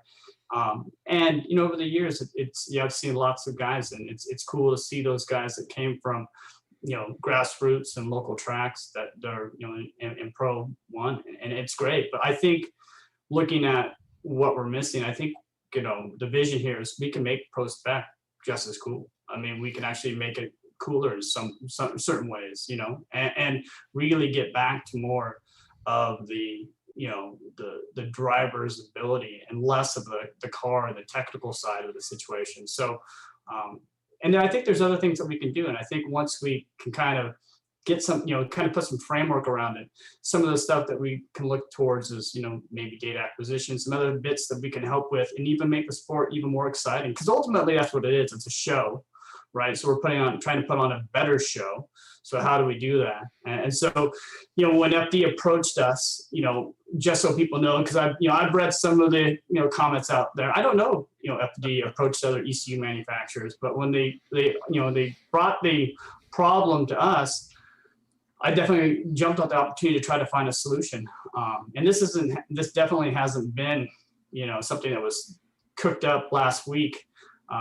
We've been talking about this for years, legitimately years. So it's absolutely cool to see FD make this big leap of faith, and the partners that they've brought on to really try to elevate this. And yeah, I know what you mean. It's a little bit of a risk, but I think this risk is definitely going to be rewarded in the long term. As someone that has not paid attention to anything on this front since it's been talked about and just learning about it all tonight, so I haven't seen any of the hate or vitriol or any of that, but like it all sounds really positive and good to me, especially because one of the biggest concerns I have personally for the sport going forward is cost of entry and seeing how we're going to recover from the pandy, as we call it in the one of the things that people are complaining mostly is that they're saying that the series is just a sellout. And, how? You know, like, what is that? We will never sell out. Like that's one of those things that. Yeah, he's holding what I'm guessing is probably a deeply discounted ECU at this point, or something like that. Paco's gonna run ProSpec in the tofu van. Dude, Yeah, actually. I don't have an ECU. That kind of stuff, you know. Like I don't have an ECU, and I'm not saying it's a bad idea. So what does that mean, guys? But he's gonna send me one. You mean your car is still in storage? Yeah, thanks, Jason. When I came into the office today, there's a bunch of tires on it. Someone decided to put tires on it. I guess that's a good spot for them. So, well, that's because Turk's fucking car is taking up the lift. I would be working on it every day if it wasn't for Turk and Dom taking up my lift. I never heard of those guys before. So Jason, go ahead. Paco, go ahead. Yeah, no, like you know, the people were saying that, you know, like the series is selling out to LinkECU. But at the end of what I think like a lot of people don't understand is that this is standard practice in the selling motorsports. I mean, it's not selling out. It was homologation. Everybody kind of running a similar product or using a tested and proven product. Yeah. As Corey said earlier, drifting has been the Wild West for the longest of time, and it has been positive for its growth, I think. But also at the same time, it is holding it back in the fact of new entries are becoming more scarce and competitive. Look at the field. Competitive new entries are pretty much non-existent. So we need to have more people coming in here. Yeah, I think it's a good thing all around to lower the barrier of entry. And as a result of also doing, not as a result, but in conjunction with doing that, now granted, he said that it's always been ability to not protest, but petition to get into Pro 1 from anywhere and nowhere, and which many people have done. So it's not like you were stopped before, but now if you excel in Pro-Am, you can literally join either one, and it now seems clearer and more open than ever to do so. So it's not like you're being forced into this realm of Pro 2, which, Corey, you can correct me if I'm wrong here. You were competing in the year of many drivers, as they'll look back on it as, and then that was when Pro 2 was created. But it was kind of like a forced thing a little bit at the time, right? Like it was like you guys that are in below the 32-ish mark, you guys are supposed to run Pro 2, right? For sure. That was kind of, yeah. And now that no longer is a thing that exists. You guys can kind of go wherever you want, as long as you can prove, I imagine, that you have the funding and the support and the understanding of what is going to be going on in Pro if you want to join in Pro. So in other words, I don't see how it's bad for anyone except for maybe someone that's already built their 2021 car. That what's the only thing that's changing 2021? Not the rear radiator. That's 2023. What's the only? Just the transmission. Yeah. So if you've already put a fucking sequential in there and you're like, good, I got to shift again. Fuck, like that's whatever. Hold on to that sequential, sell it for the exact same amount you bought it for, because there's still going to be a market for them. Like it's whatever. Sequentials are badass. Don't get me wrong, but I like the idea that everyone's got to be on an H pattern. I think that's good for this. Not I want to say lower tier. Well, here's for this spec Sam. tier. How about this, Sam? Jason Tell obviously ran a successful shop. Jason, what would you sell a G-Force to me for, and what would you sell me like a Sedev or a Samsonis nice or a Hollinger or a 60S?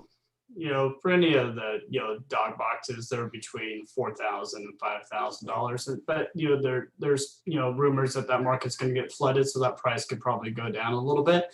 As far as entry level sequentials, it's you're starting off at $11,000, $12,000 and going up, and then there's more to it than just that. Yeah, when you say starting, you're not going to have a full setup that you need for $11,000. No, I mean that's what I'm saying. I'm like putting on a budget. If somebody was to budget build a sequential program, that's the entry level price to play. But I would say most people are probably in the $15,000 to $20,000 range by the time they're said and done. We've already built one car at our shop, the Kia, that was the real ripper that had a sequential. Yeah. I know how much that cost. It wasn't cheap, and we're in the process of doing another one right now, and I can tell you what that costs. It's not cheap. Yeah, no, you get into the higher echelon, sequential gearboxes, and you're paying $50,000 to $60,000 for them. Yeah, it's closer to that number. Yeah. No, thank you. Yeah. So I mean, and so you can see where it basically snowballs pretty quickly.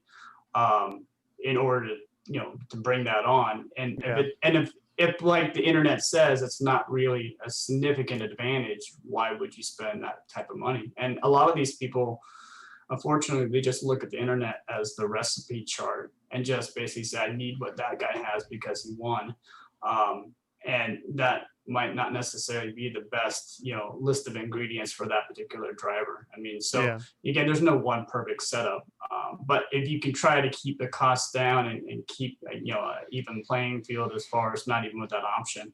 And that's the thing, it's just all it takes is for one person to put a V8 in a car, or one person to put a 2J in a car. I mean, I could say that we were one of the first to put a 2J in FRS, cheating.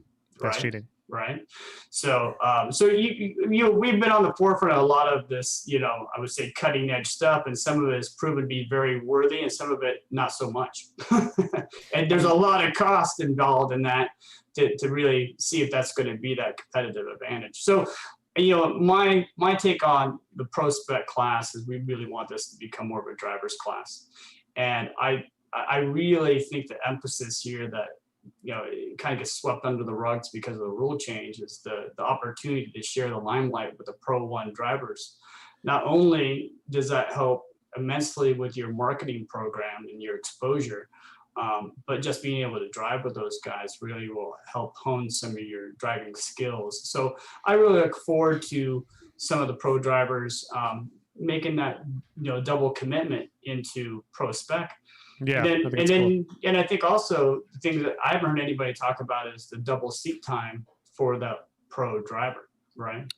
And, so the opportunity to drive the track more. So there's a lot of different ways you could spin the positives. And, the negatives that are out there, I think, I haven't really seen anything I would say, it's a complete deal breaker. I mean, I understand the safety elements. I understand some of these cars that have pedal boxes and, you kind of have to go backwards. It's not fun. But I think if you're looking at the long term, this will better the whole ecosystem, and if that really is the case, then, it might be worth that investment. I like that it rewards underachievers that were like, I don't feel like putting a pedal box or a new steering column. That's you. Or amount of rad. Yeah, That's right. me. And then I could be like, oh, well, now it's the rules. Now all you A+ students that had too much money and time, you're fucked. As in fucked, you got to spend a couple days in the garage backpedaling. That won't really affect your performance, but you're fucked either way. When I get there, because I'm going to drive now, because my car's ready. It's not. Jason, so wait, Corey, you hired Jason and build your car?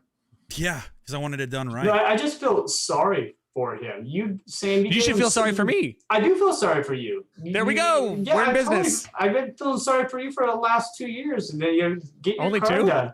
Well, since really helping out Corey. And, your car was on, kind of had a little bit of a pass for a little bit, but you need to resurrect that car and bring that car out. My car was worked on by Ryan Turk. So if you want to talk about sob stories. Yeah. Was it more working or more watching on that side? I'd say a little bit watching, a little bit working. And what about Forsberg did the working? There was a lot of working out. Yep, I set my car on fire. Lots of cool stuff like that. You just needed to turn it into a CrossFit, gym, and you might pull the motor out, put the tire on, just make that part of the CrossFit routine. And get some guys working on it. That was from many years ago when Turk was skinny fat, before he started dropping weights and grunting while we're on expensive business calls with people. Literally all day, every day, just hear clunk, clunk. He doesn't actually do the grunting, but the weight dropping is real. And I've told him 1,000 times that real men don't drop their weights, but it's tough. So, Jason, I want to get back to the link real quick because I do have a couple questions. What is the benefit? Tell me, what is the benefit for everybody running a LinkECU? Like, what is your vision with it? Well, part of that is the cost. The primary biggest benefit I feel is going to be the support. So over the years of being at, pretty much every FD event, I take a lot of pride in the customer service that we offer. Used to be with PSI, but that's carried over through Link. And that goes above and beyond just the tuning element. Optimization is only one part of engine management. It's diagnosis, right? So if for, let's just say hypothetically, a team's having some kind of anomaly, they'll have a resource of a guy there that understands the software, the diagnosis, the data acquisition to help pinpoint what the issue is. And so, again, the thing that we say, time and time again, we want the battle to be, on the track and not in the pits. So I think the drift community would agree that, there is no typical issues with other drivers or teams helping out other drivers and teams. So that philosophy just carries right over to Link engine management as far as helping the teams. So we put a lot of pride and a lot of passion behind what we do. So being able to help those two teams and offer that support, I mean, that's one less person they have to pay. That's one less hotel room. That's one less meal. I mean, I think that's really going to be the separation. And over the years, I haven't seen other engine management teams really vested that deeply. There's a few teams that obviously have their own, in-house tuners and data acquisition guys, but for the most part, there's usually just one guy that kind of can thumb through the software. And so I think being able to offer that help and being at those tracks should relieve quite a bit of a burden from some of the teams, we hope. You actually bring up a really good point about that. It's like, for most people, they have their own tuner back home that, that tunes their car and things like that. They may not work for an ECU company, but they run a tuning shop and they could tune cars. I could tell you this, and I never experienced this before until I started working with Jason a few years ago. Having a tuner on call is probably one of the best things that's ever happened, dude. The two things that I tell people about drifting all the time is like, man, if you were to go back to Pro 1, what would you do? And I was like, one, I'd have Larry Chin as my photographer, and two is to have a tuner with you at all times or an access to a tuner. Because I can tell you this, I was on the other side. I had a supercharged LS that was running off a factory ECU with a MAF sensor in it. No, with a MAF sensor. So it would automatically kind of tune wherever I'm at. Or would, it was just very simple. Start it up and let the thing go. And Kevin said that Jason and his team, they're going to have one Link tech for every car, right? No. But so hear me out. So hear me out. And so like for then, it's like I had the simplest, probably not the most efficient thing out there, but it worked. And then when I went to Jay, Jason obviously tuned the car remote the first 3 times. Every time I went to a track, you tuned it remote, right? I had either I was on the track or was on the dyno. Yep. But for example, I would go from Colorado one weekend, the next weekend I'd be back in Arizona, and then to be in Atlanta. I would literally call Jason up, or a representative Link would be there, and they would make the adjustments right there on the track in my pits, and I'd go out and it'd be the best thing ever. So you can always change to optimize wherever you're at or what you're doing. And that's one thing I missed over the past 3 years when I was competing in Formula Drift. I never had that. It's just like, oh, the car didn't work well, I'm going to bring it home to a tuner and have them fix it. No one wants to do that. Nobody. And do you know what? I couldn't afford it. I couldn't afford it either, to bring a tuner along for 3 days at a drift event, dude. Please. Yeah, it does sound awesome. But I was only half joking when I was making the jest about a tuner for every team. Are you worried about bandwidth of drivers wanting support and then not getting it? No, not so much. I mean, for the last 10 years, I've managed 60% of the Pro 1 and probably 30% by myself. Really? So you've already been kind of doing this weekend support for a ton of teams out there? Yeah. I mean, that's something we've offered. Anybody that's currently running a LinkECU, whether or not they're sponsored or not, we offer a level of support, even, to the international drivers. It's a courtesy. It's something I think that goes hand in hand with our product. It's a technical product. I mean, the best people to explain the product are is our team. And we plan on having training seminars at every one of the ProSpec events this year to help train their teams, the crew chiefs, the drivers, their data acquisition. We hope and we want to push them to be self-sufficient. But we know there's a learning curve there. So the quicker that we can get them up to those tasks, it's great. And then at the end of the day, really, it's refreshing to see them go from, it's like you taking the training wheels off, and then they're able to make their own adjustments, make the small changes that they need to make, rev limiter change or this or that, whatever the small things are. But there's not really a need to have that tuner sitting there 24/7 making adjustments. It's really there. Once the cars are tuned, typically when they come off the dyno and then you go to a test event, past that point, they should be pretty much dialed. And you really are only in the maintenance department. Yeah, it sounds, honestly, so I don't have any free ECUs laying around. Never gotten one. But I think that's a really goddamn good thing for drivers to get a free ECU, training on how to use it, and support for when you need it. Like, that is a really awesome thing that I think is going to help out a lot of drivers. And I don't really see an angle to shit on this. So, yeah, I mean, we're definitely playing the long game here. We understood, that was the biggest issue and the hurdle that we had to jump over from a business. Is, people are probably mistaking this as like going to be it sounds like a poor business choice, because it sounds like you're giving away a bunch of ECUs and time. Yeah, but we have a lot of faith in our product. We really believe that once the people get the opportunity to utilize and start utilizing it at the highest levels, that the product, you're going to sell more ECUs. Yeah, absolutely. I would, when I do get to my car, I would absolutely buy an ECU if you don't give me one after these stunning statements I've made. Great. Thank you very much. Where's your shirt, Sam? I mean, like, I don't shill for nobody, guys, except if they're giving me free stuff. I'm not saying Link is the best ECU.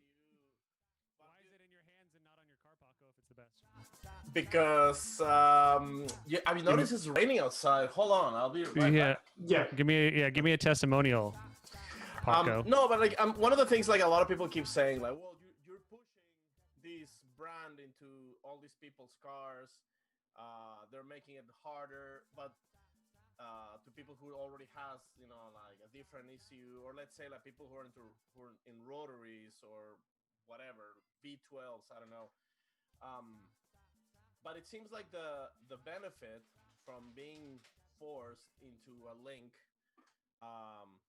like we said, they outweigh the how do you say that, Corey? The pros outweigh the cons. There you go. Thank you. Thanks, Sam. And so you guys are gonna have what four techs at the. Yeah, so we typically will have at least 3 to 4 basically tech support guys available for helping any of the teams. And like I said, there's a year here. A lot of teams have reached out to me earlier and they want to basically make the change now, which we're helping some teams get onboarded now. They want to make the transition before next year.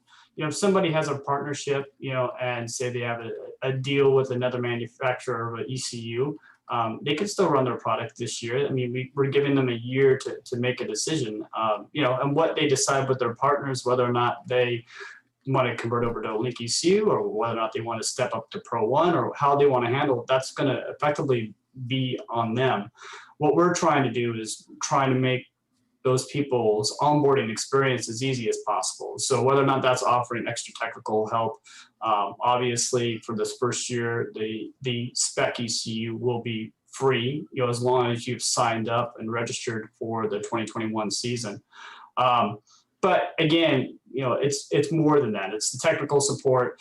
We offer some really unique things that I don't think a lot of people understand. It's like Link as a company really believes in the customer service side. So we offer 24-hour a day, 6-day a week tech support. That's not, that's basically, you could be on a dyno pretty much anywhere in the world, 2 o'clock in the morning, and make a phone call to tech support. Somebody's going to answer the phone. And those tech support people aren't like, typically with most companies, tech supports are usually entry-level positions. These guys are not. These are engineers. These guys really know their stuff. They're, the same caliber, smarter than me. It was the people that I would reach out to when I had a question, before I worked for Link. So having that resource, I mean, is huge, especially in, today's, I think, business models where customer support has really been diluted. No phone numbers, send us an email, send us some calibrations. We take a little bit more personal approach to that, and I think that within itself is really going to be a separation between the competitors. And so I don't think we're going to have problems. I mean, all engine management solutions, control fuel ignition, boost control, all those basic facets. So you kind of have to go outside of the engine control mechanism to really see where the separations of the companies are. And I think that's where Link does shine above some of the competitors out there. So, and ultimately, to cap that, is that even if you were to pay retail for our product, we feel that our product's extremely competitively priced in comparison to what people would attach to what a high-level engine management solution was. 4 or 5 years ago, if you wanted something that was super reliable and you didn't need to have 2 or 3 extra in the trailer in case one of them just happened to not work, people used to pay a pretty big premium for that type of level of quality and reliability. And Link does an incredible job about we have less than 0.25% failure in the field. And what that means is that it's very, very, very, very rare that we ever see an ECU fail. So to put that in perspective, you guess how many ECUs I carry, spares for the whole field of Pro 1 and, Pro 2 over the course of the year? I'm going to guess 2. Negative. I have 1. So I carry 1 spare ECU.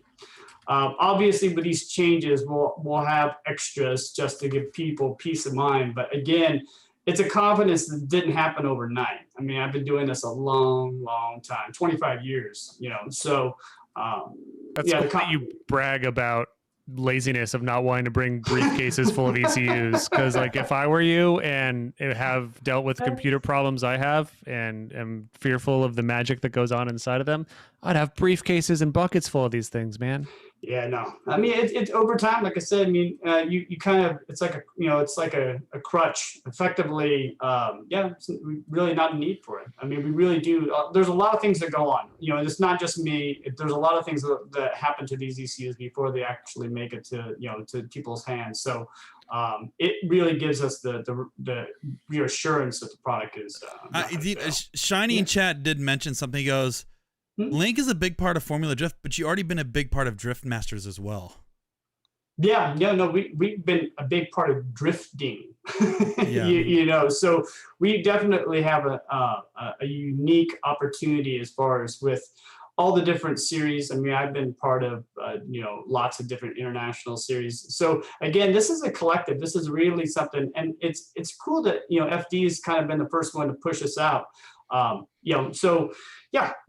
think this is just another extension of Link's, relationship with the drifting community, and it's another opportunity for us to give back and do it at a high level. And so we're looking forward to it, and we're looking forward to basically, helping everybody as much as we can help. And that means not just helping them get an ECU and buy our product, but it's the support after the purchase that really is that separation. I got a couple questions. I got Corey. I got two questions. Sham, shut up. Sham? Did you call him Shiny in chat? Is that what you called him? I said Sham.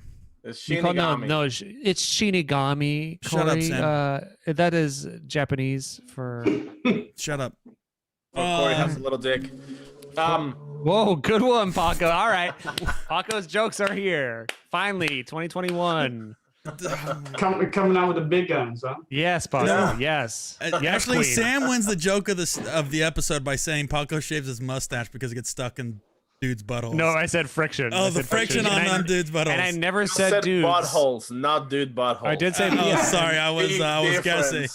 And because Paco doesn't see gender, he just sees a butthole and he rubs his mustache against it. That was the joke of the night. There you go. Thank you, Sam. All right, continue. But now back to Jason. A couple things I wanted to ask was, God, Sam, you fucked me up. Yeah, I fucked you. That's what I'm here for, Corey. Here it is. Here's one of them. So like long term, obviously this is something you guys may want to do long term. Do you see using like data after specific runs for judging calls? Do you see live telemetry at some point for live stream viewers? Where do you kind of see this going in the future, and what do you expect? Yeah, all of that. I mean, I think the vision that I have, and I think the vision a lot of people share, is basically with data is being able to harvest that data and do something with it, right? So whether or not that is another judge, a tool for the judges to make a decision, and eventually there's, a minimum sensor pack. So there's sensors that, FD says these are the sensors we want to monitor. That might be an option. Being able to have telemetry, if you guys watched Drift Masters this year, live telemetry last year, as far as Riga, it was live telemetry. I mean, I think it's all helps, with the navigation of the storyboard, with those calls where somebody says somebody checked up on them and you want to look at the data. I think a lot of people, and even the teams, would like quantifiable, bona fide data, not the, a judge, maybe your tire was moving, maybe you didn't see smoke, maybe you were on the throttle. If you can really look at somebody's throttle position, or you could look at an e-brake pull, or basically even a brake pedal, sensor, that might add some clarity to some of those calls, and, put out some of those internet fires that basically get sparked from that kind of stuff. So I think there's a lot of different ways that we could do that. I mean, there's a pretty big hole that, big rabbit hole that we could go in. And once we start having some, data streams that are all common, then we can actually start harvesting that data and really looking at it and refining it. And then maybe we can bring up another protocol that, again, would be another level of extension of helping that series out at some capacity. But, when you have somebody on a stock ECU or somebody on another ECU, or it's somebody doesn't have the data stream, or it has to be the same for the whole the whole series. And so I think this is just about progression. This is that one next opportunity for us to see what kind of data we get and see how we can benefit. What data we're going to use, don't know. How it's going to benefit, don't know yet.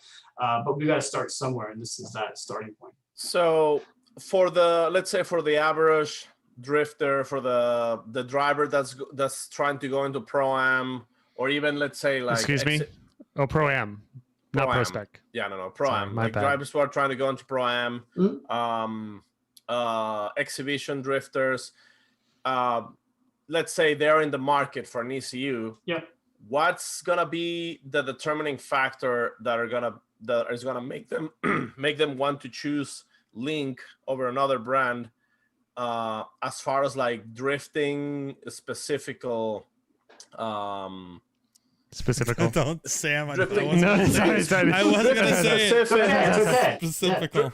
Drifting specific specific benefits that this ECU have, or like since you guys been so deep into drifting, like there has to be something that this ECU can do that others can't. Yeah, work well all the time. Yes, Jason. I mean, really, most of the computers out there will do the basic stuff. Really, it's about data. And the thing with Link is the data streams and the ease of how the software and how intuitive it is. You don't have to have an EE or an ME to navigate the software. What we feel the separation is the opportunity for drivers to look at their own data and then start utilizing the data to basically better their program, its optimization. So I couldn't say that we have one specific thing that is about our ECU that's relative to drifting, other than the fact that, if 80% of the people at that event are all running Link ECUs, you might be able to have a good resource there through somebody, right? So it's a little bit of a pack mentality. But the biggest thing for me to put somebody onto a Link ECU, honestly, is price, relationship to quality, and reliability. So there's other ECUs out there that can do more than our Link ECU, but you're going to pay a premium for that. But if you're not utilizing those facets to the fullest extent of what they've been developed around, then why do you have that in your car, right? So those are some of the so those are probably the main reasons. Can you do custom PNGs on your gauge cluster at startup? I can throw you some JPEGs up there for you. No, PNGs only, man. No, PNGs. Want that high res. Okay, well, JPEGs then? Okay. Yeah, we can throw some JPEGs up there. Animated GIFs. Yeah, well, hold on, Paco. Let's not get crazy here. I just want like a nice Dragon Ball Z JPEG to pop up when I fire up my car. We can give you some words of encouragement on the bottom of the screen, whatever you need. I like that. I like that a lot. Is that something that maybe like you would consider like in the future? For example, like I don't know. I mean, maybe this is already integrated, but let's say like a pressure sensor on the brake line fluid. Yeah, we already do that. Okay, so you already do. So that gets registered. Paco's going to now go down a list of the sensors. So that what if somebody shows up with a carburetor and a distributor on a 72 van? How about steering angle? Like a steering angle sensor. Like how much angle was your steering rack putting at a certain point? Or You're stuff fucked like now, that? Jason. Yeah, Jason, suck that. Yeah, we haven't pulled angle, but I don't think that somebody. Is that a measurable? Is that a measurable? Somebody might have to correct me if I'm wrong, but I think that's a stipulation in the rules that you're not able to measure it. What? Oh, Paco got stomped in your face, Paco. Yeah, so you might want to check FD rules, but I don't think you can have anything for speed. You might want to check the rule book there, Paco. Yeah, Paco. What other hypotheticals you got? Section 7 on page 13. We should do hypotheticals with Paco. We should do hypotheticals with Paco. Go ahead, Paco. No, but I mean, get him another one.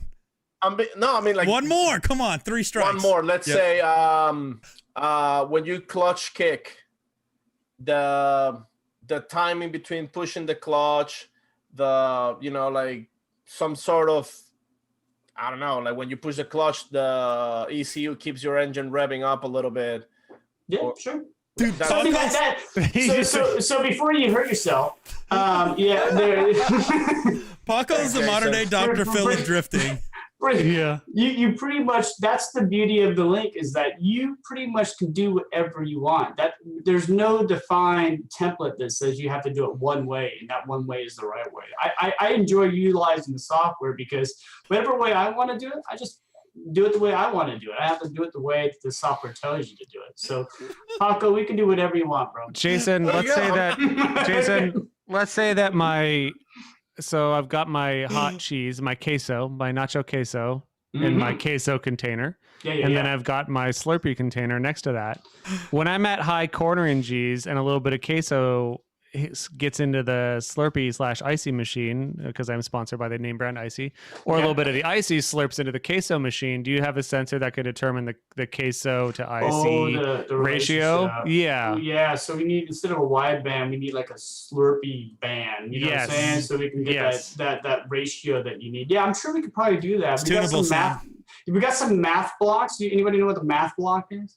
Yes, of course I do. I have no idea what that is. Yeah, no, of course. So basically it's an engineering tool so that you can make up like that type of scenario, not that type of scenario, but pretty far-fetched scenarios. You can still set it up within software. So it's pretty tricky.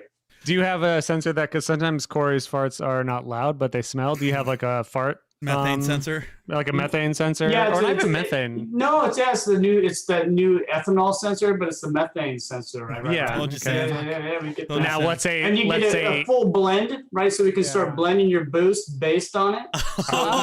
It's a flex fuel. Yeah, if you shit your pants, it adds. I like that. It starts taking the boost down a little bit. Now, what if it's a loud one but not a smelly one? Do you have like an audio, like a knock sensor, almost like the seat can feel the vibration? Knock sensor comes on as soon as you eat Taco Bell. Yeah, we do have those knock sensors. Okay, cool. Well, it They're sounds like you've flat plane knock sensors for those bad boys. Sounds like they've got it all, Paco. Fuck you're fuck, Paco. Here's a question. Actually, I want to tell you something, Jason. This question was for Kevin, but I'm gonna read it to you. This was in a Facebook chat. Yeah, it's pretty fucked. It's from Matt Hockamere, and he goes, "Tell that man to stop ruining Pro 2. Monopolies on ECU and Pro 2 is bullshit. FD is whack and they're selling out bad." How do you respond to somebody like that? Ooh, that's a tough one. I don't really know how I could professionally answer that in the sense. You know what I'm saying? There's a reality there that I get it. I mean, I understand when people don't really fully grasp what these changes and how these changes can be. You got to have a hard opinion on it.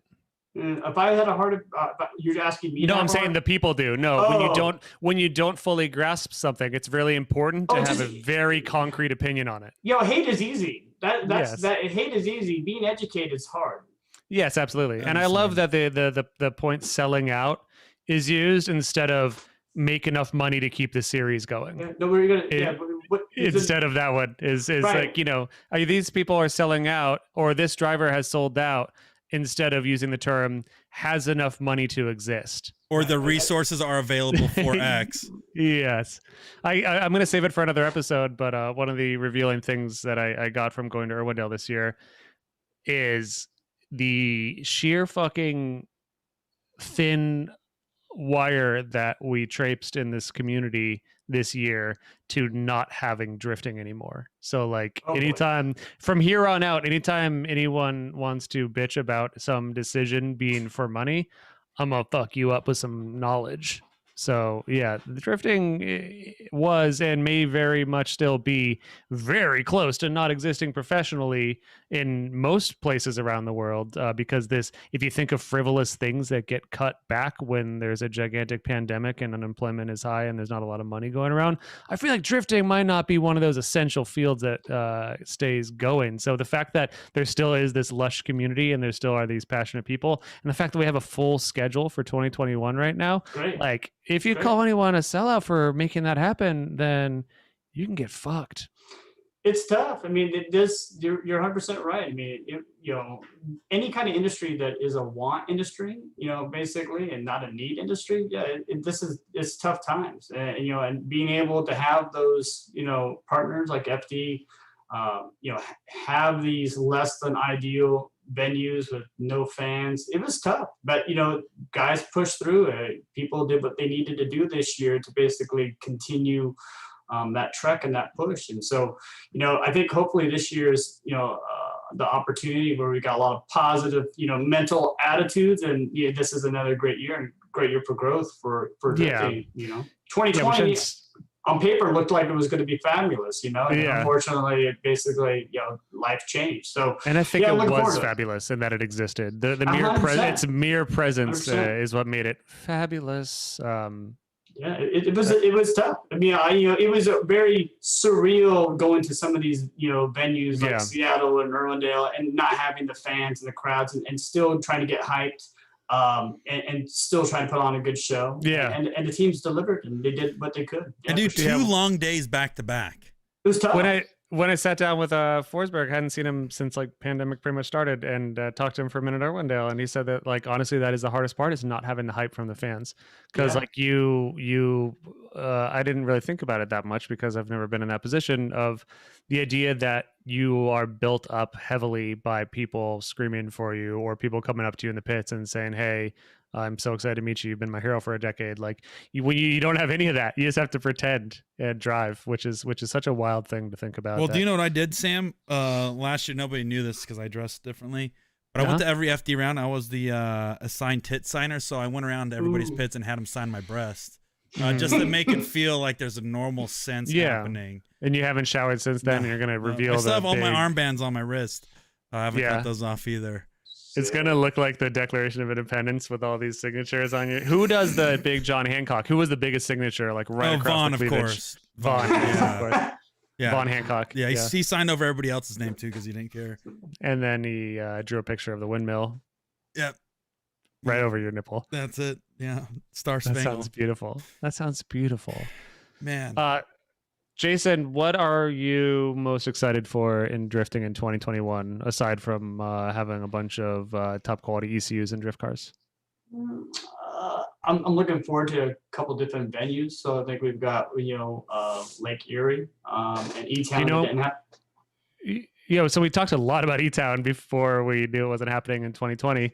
But do you know anything about Erie? I don't know anything about that. No, I know that it was some venues some guys have driven on before, so that it's been open to some kind of grassroots or pro-am type. But I absolutely know nothing about it. I just did an aerial little snapshot of it, and that's as far as it's gone. I haven't had time to dig into it with all the hate mail I've been getting. Have you been getting actual hate mail? I hope not. No, it's been really positive. There's been a few guys that definitely have concerns, but I think we've been able to put a lot of those concerns to bed and just open a good dialogue. It's just being transparent and being available to communicate really will just debunk most of it. It's just, if you let it grow, it will grow, so we just try to have this conversation bits. It's amazing how much intelligent conversation can solve so many problems. I Googled, so I didn't actually have a raceway to Google since Formula Drift just says Erie, Pennsylvania. For some reason, I decided to just copy paste that into Google. So now I just have the Wikipedia for Erie, Pennsylvania. So I can tell you guys a bunch of facts about that if you'd like. I'm good. First settled in 1753. That's almost as old as you, Sam. Named for the Erie people. I'm not that old. If I was that old, that means I'd be nigh on immortal, Corey, and that would be a big problem for you. Please. So I'd fuck you up over decades. You would not. You're weak and you're fragile. I don't think so. I don't see anything. Nothing? No. You scared? No. Yeah, I don't see anything. I'm going to spit in your mouth next time I see you. How do you like that? It's all right. I'm going to put you in a headlock. I'm going to put you in a sleeper hold. I'm going to put you out, down and out. I don't care where it is. I'm Jason? too old for that. Jason, you lover or fighter? The Instagram's asking. Oh, a little bit of both. My man. Yeah, my man. Yeah, a little bit of both. A freak on the streets? Yeah. Just, as I get freak older, on the streets, gentleman in the sheets? Yeah, pretty much.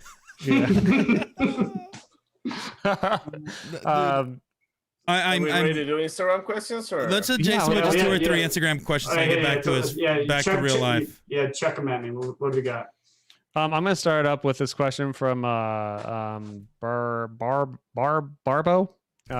He says, "How many RGB fans do you have in your PC case?" RGB in my PC case. This because you sound like kind of like a electronics nerd. I figured you'd have like RGB fins in your PC case. Is that a No. The only thing I do is drive on my simulator once in a while. That's about it. Sorry, bro. but- No wow here. We don't have time for that. Oh, you hear that, Corey? It sounds like a personal jab, huh? Just Sorry, wait. man. We're gonna be doing some drifting here soon, dude. Just wait. Yeah. Okay, well, this is concerning that I figured that, knowing the wizardry of engine management, you would have a lot of RGB cases. No, man, I'm not a nerd by trade. They got into the drifting and the tuning stuff, I think, by accident a little bit. Cool, so you're not a nerd at all. Great. No, I definitely classify myself a little bit of a tech geek, but not to the point where it's married into any video game life. I'm a diehard, PlayStation, old Forza, and then migrated into sim stuff, do a little sim drifting here and there, and that's been my new dope, I guess would be the word. So if I'm not tuning cars and I find myself with 30 minutes extra time or an hour of extra time, jump on the simulator and do a little driving. Do a little GTA 5 RP. Little set of Corsa. No? Okay, no GTA 5 RP? All right, that's fine. No. All right, do you guys have any other questions? I have one right here. Yeah, what you got? Question from Dylan Wibbles. Says, question for Jason. What does ECU stands for? Wrong answers only. Great question. Great question. Oh, wrong answer. I have one. But a U would be, yes. Go ahead. What do you got? Why it gives me time. PG only, Paco. Empty can of underwear. Did you really have one, Paco? Because it sounds like you just chose three random words. Yeah, it sounds like you just chose three words, Paco. So next time before you say you have one, I would really appreciate you don't waste everyone's fucking time. I was missing the U. Yeah, the U's a hard one. Use a hard one. I got one, but it's not PG. And I don't want to say everyone I can think of is not PG either. So fire it up. This is not a PG show. I'm just gonna give you the first word. You guys can figure out the rest. Direction. It's erupting. Erupting. Second word. Chicken. Yeah. Nope. Not gonna tell you. Yeah, it's starting to get a little rough already with that. Okay. The show. I thought the show would get better over 3 or 4 years of doing it, but it doesn't, Jason. I don't know if you realize that. It just keeps tanking and going further down and further down. Eat cold corn dogs. Eat corn dogs. Undressed. See, that's nice. That's PG. How about an extra man unit? That's emu. Oh yeah, sorry. Engine management unit. That's a different brand. Man. Yeah, You're already thinking. I know. I'm trying to digging myself a hole here. Yeah, that's fine. Is that? Do you call them EMUs in the biz? Is that like kind of insider? No, I mean, control unit is probably better. I mean, you got engine management unit or engine managed control unit. I mean, engine management is effectively the easiest way for people to remember it. I mean, I like the thought behind an engine management unit is like, hey, I'd appreciate it if you could go send this fuel this way and this air this way, an engine control unit. It's like, hey, you will send this much air and you will send this much fuel. Do you understand me? Well, fun fact too is the emu is actually the second tallest bird. That is a great fact. I've actually, they're pretty fast too, I believe. Yeah, they're pretty gnarly. I know, never ran against one because I would beat his ass. We got Electro Chicken Uno in chat. That's okay. I guess that's not bad. Not bad. Subdubbin repping the Corsair LL120 fans. Yep, I just put some of those in our new work PCs. I'm into that. Got that. Dominic says you're an F1 nerd. Hence we got some Leclerc behind us. Yeah. Oh, I thought that was a real Ferrari in your garage. Yeah. No, it's mine garage. It's the window to his garage. Right? This is mine garage. Yeah, Leclerc, you mean? Yeah, Leclerc. Leclerc. Yeah, the little F1. Maybe I'm a motorsports guy. I think anybody that's been in this industry, as long has as to like cars. Has to like cars at some level. I mean, there's been One days. must hope. There's been days that I could tell you I absolutely hate them, all of them. But for the most part, enjoy them. Any other sweet questions? Yeah, I've got some rippers right here. I've got Megan the Car Nerd doing about 50 different tags. Maybe my computer's glitched, but it shows a lot of the same tag. We've got this is a good question for you, Jason. This is, I lost it and it's coming back. Get ready. This is going to be the song that I sing when I'm looking for the question that I am looking for. I'm still looking for the question I found. Here it is from Honey Badger Drift. So this one's specifically for Jason. Oh, no. Honey Badger Drift says, what are the top 5 things you see fail at tech inspection? For me. Okay. Yeah, it's for Jason only.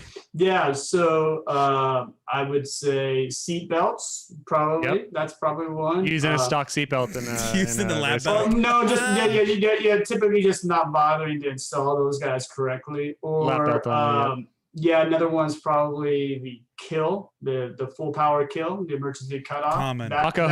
Paco hooked mine up. It never worked. Yeah, that doesn't never work. It just actually the two wires just plug together. There's nothing going to it. Oh yeah, no. Usually, you just turn it and then the car doesn't shut off. And I like the idea behind that though, is that the only time you would ever really need to use that is when you're dying and on fire. And Paco hooked mine up, so then I couldn't do that. You just die. That's Paco's death wish for you, Samuel. You're dead meat. Yeah. So that's what 2. Fire extinguisher? Yeah, I'd say usually most of the stuff, believe it or not, it's usually related to safety. Like no helmet pad. Nobody puts much emphasis, or they realize that their Hans device or their helmet were outdated back in like the robot padding. Fun tangent on that. The cool brand new Takata seats and harnesses that I got when my car was built for Drift Garage only 6 years ago. Already expired. God, already expired. They got about 5 minutes of seat time. Yeah, that's a good one. I mean, you can still use them though. For what? Paperweights? Yeah, I mean, there's seats, man. Perfect. You can put in a sim. Yeah, make Ooh, a sim setup out of your old Dakota. Your new old Dakotas. Yeah, right? Yeah. Well, if anyone wants to buy some barely used Dakotas that have no sticker on them, let me know. No, I'm not getting rid of those. I'm using them. I'm using them till Kevin Wells throws me out of pro state. And then I'm fucking gonna get mad and I'm gonna go on the internet and I'm gonna get Kevin Wells fired. You like that? We could try. I could try. Guys, any more questions for our boy here? I think that's it. That's going on. All right. Fair enough. Yeah. I mean, if you don't want to be asked anymore, that's fine. If you want more, we can make some up. No. I'm good with that. He's like, get me the fuck out of here, Sam. There's a point of diminishing returns, Jason, and I think we've hit it because at this point, it's just going to go further downhill. And even though we started downhill, dude, coming to be a closer for Kevin.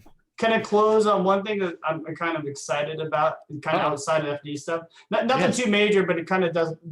It's kind of relevant to the sim stuff. So, on another note, Link has been putting together their own Discord and server, and they're coming out with FD car pack for some of the Link sponsored cars. So that's awesome. Yeah. So in a few weeks, keep a lookout on the Link website. There's going to be some stuff for Acetos.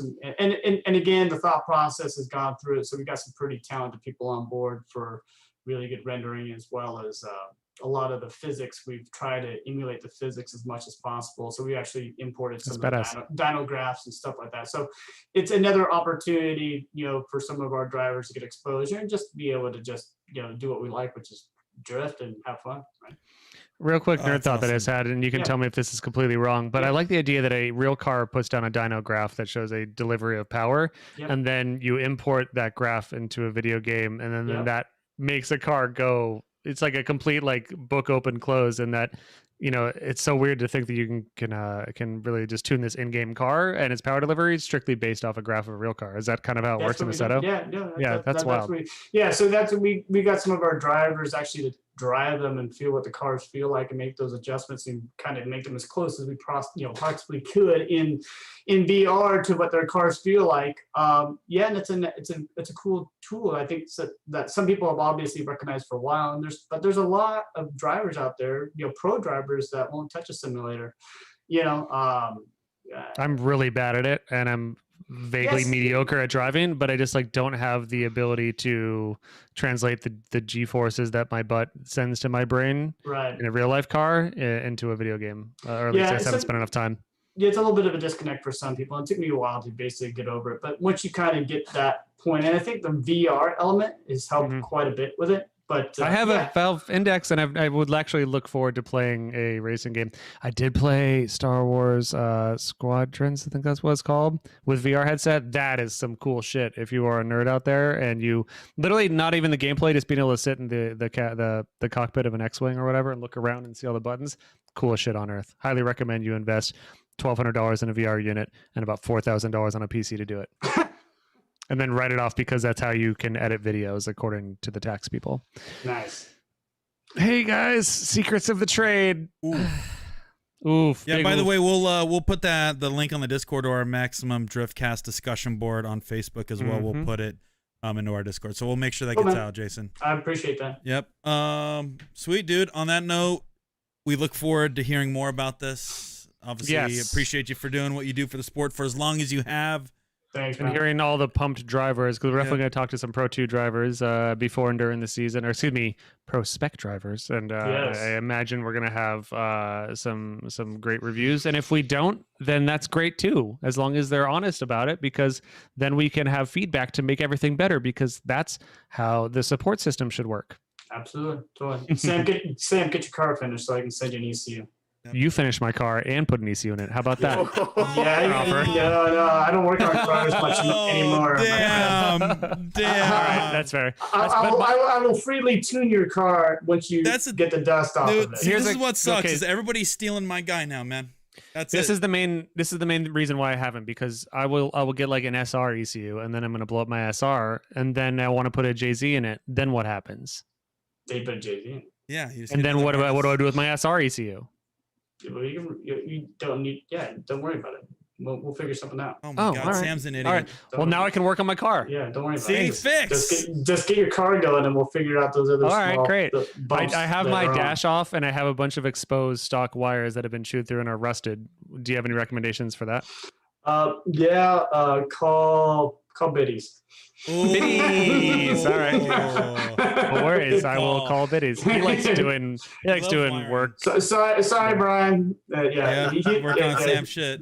Yeah, he visits you more than I do, so he'll fix it next time he comes down to the bar. All right, sounds good. Thank you. All right, guys. All right, Jason. We'll catch you, bro. Hey, take care, man. Yeah. Thanks, man. Paco, I am extremely embarrassed of the way you conducted yourself back there.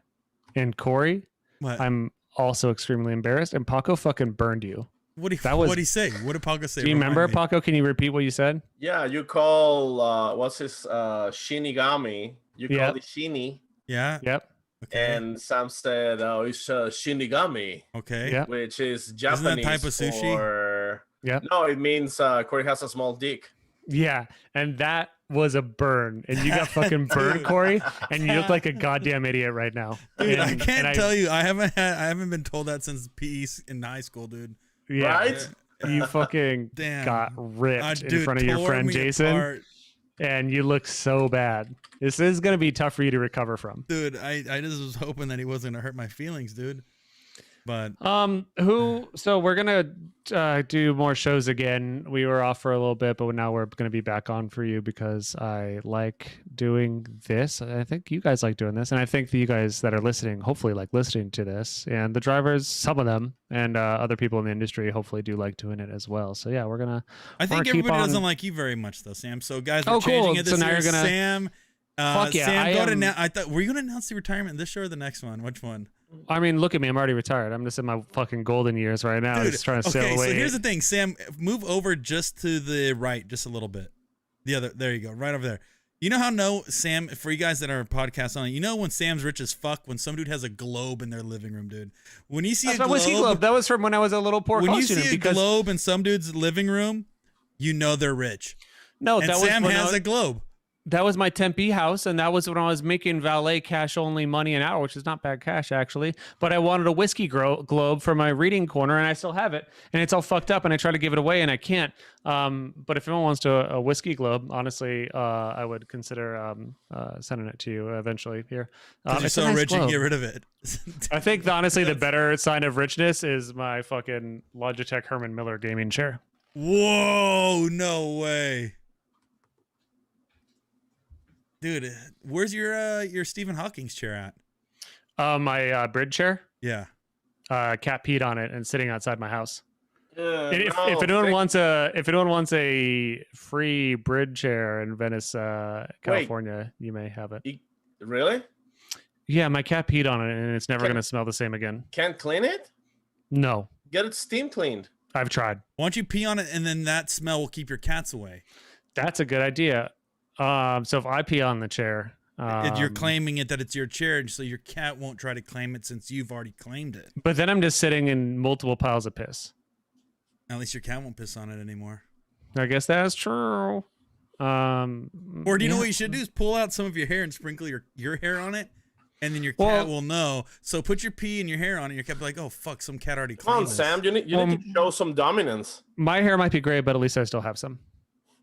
Should at least piss on your cat. Oh. Soak him. You soak him.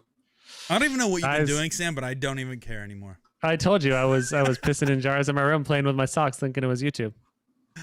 Oh, God damn it. Oh, yeah. Do you have anything to say for yourselves? How much? So do you think ProSpec's going to be good, Sam? Yes, I honestly, I really haven't. I want you to be honest. Don't fucking lie. Look. I'm being look at honest. your camera in the eye, and you tell me, do you think it is going to be good? Okay. For my own mental health, I've been staying off the social media for a while now. Dude, it's been very helpful. I haven't posted in over a month. It's been very helpful, and I support you guys doing that, with the exception of following us and commenting on our page and liking our stuff and sharing our stuff. Other than that, stay off of it. So I really didn't know anything about controversy regarding all this stuff, except for Dom and Turk did come yelling about this stuff that didn't affect them, but just like kind of saying like no sequentials, and they weren't like complaining necessarily, but they're saying like, whoa, look at this big shit, and I didn't really listen because why would I listen to those guys?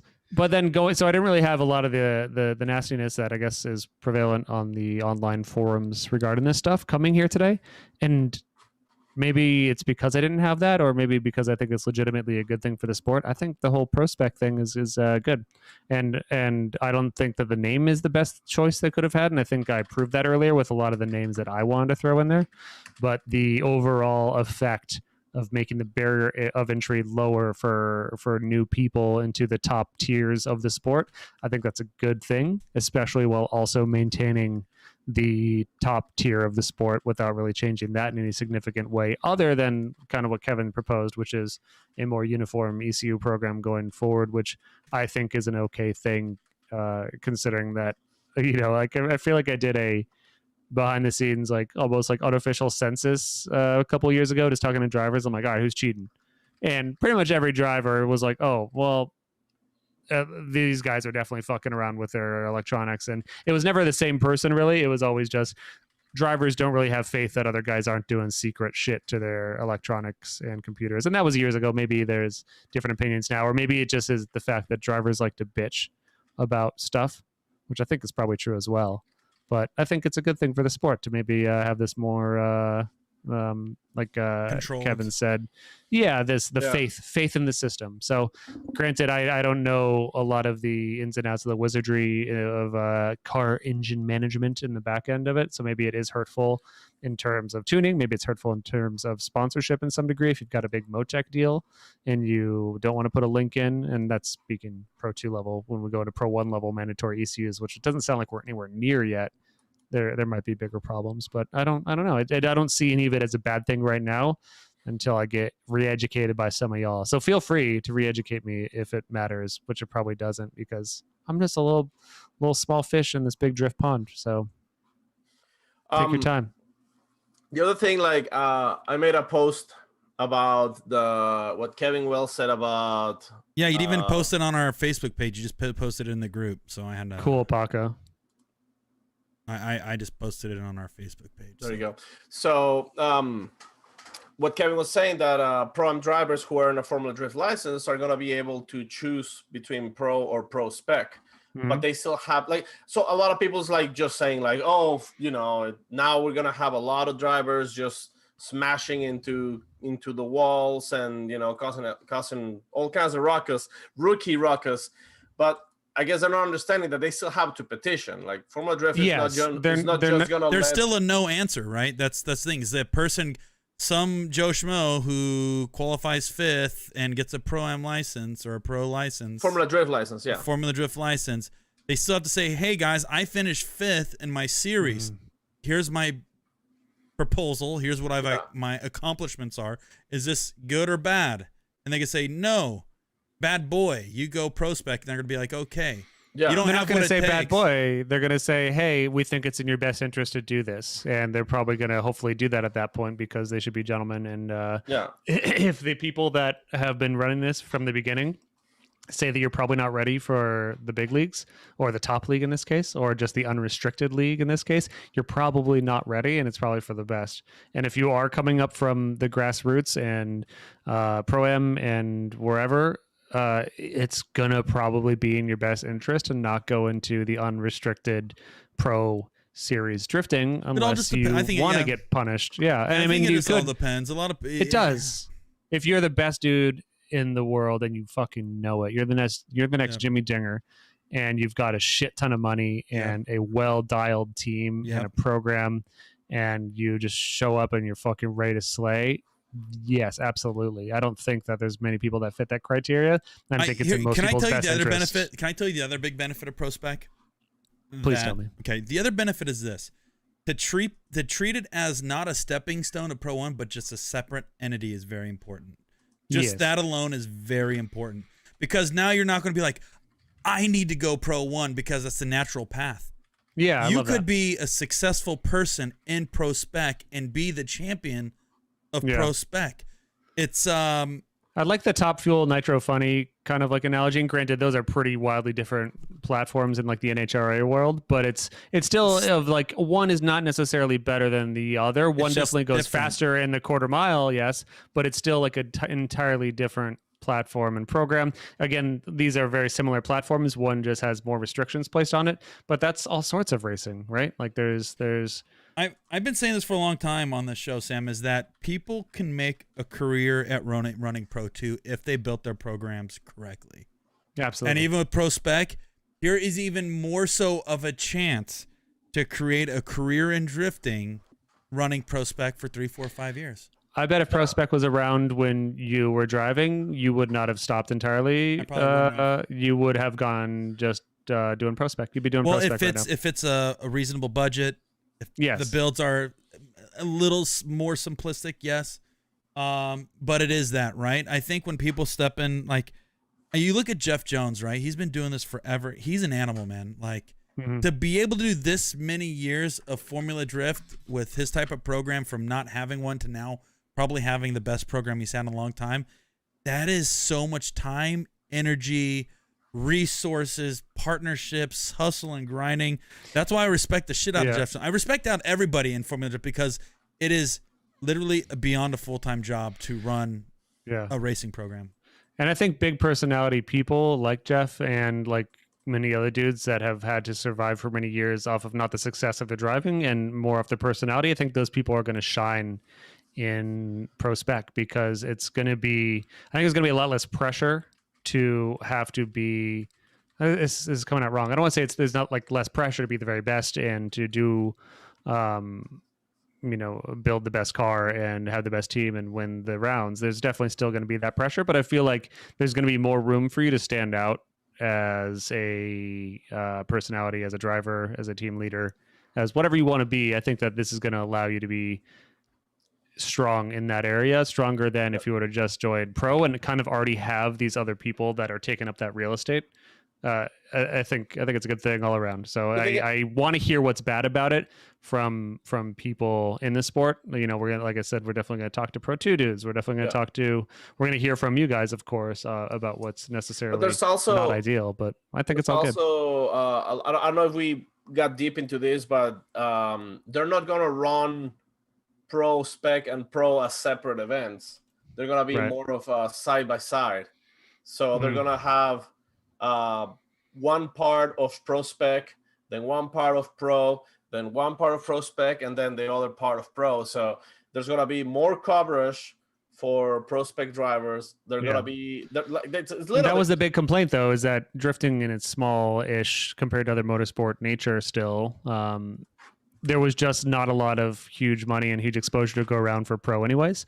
And then you throw Pro 2 into the mix, and a lot of people that are committed money into the sport have already kind of given a lot of it to Pro guys. Now at this point, like, is that a negative? Is this going to take away some money from Pro?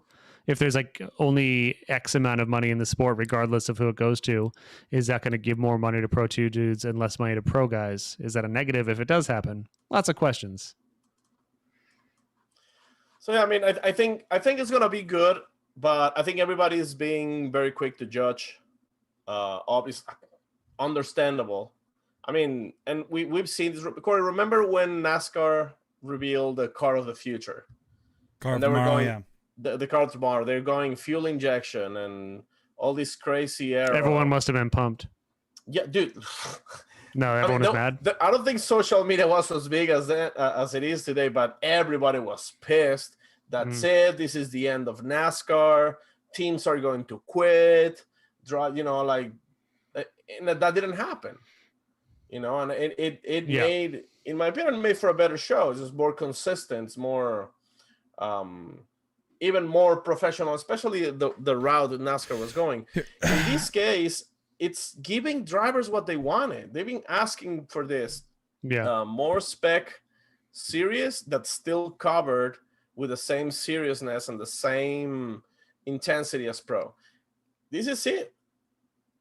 Yeah, any drifting, any Pro drifting, anything that has that resemblance that still exists after the shit that we have all gone through in this past year and more is all good. I'm excited to see it. I'm excited to see whatever unfolds. And I'll finish on this. I do have the belief that those in charge have the best interests of the series and the drivers and the fans in mind. And I'm going to trust them right now. So this is going to be my conclusion. Was that your conclusion, San? That was my closing remarks. Okay. So here, Paco, do you have closing remarks? I have some.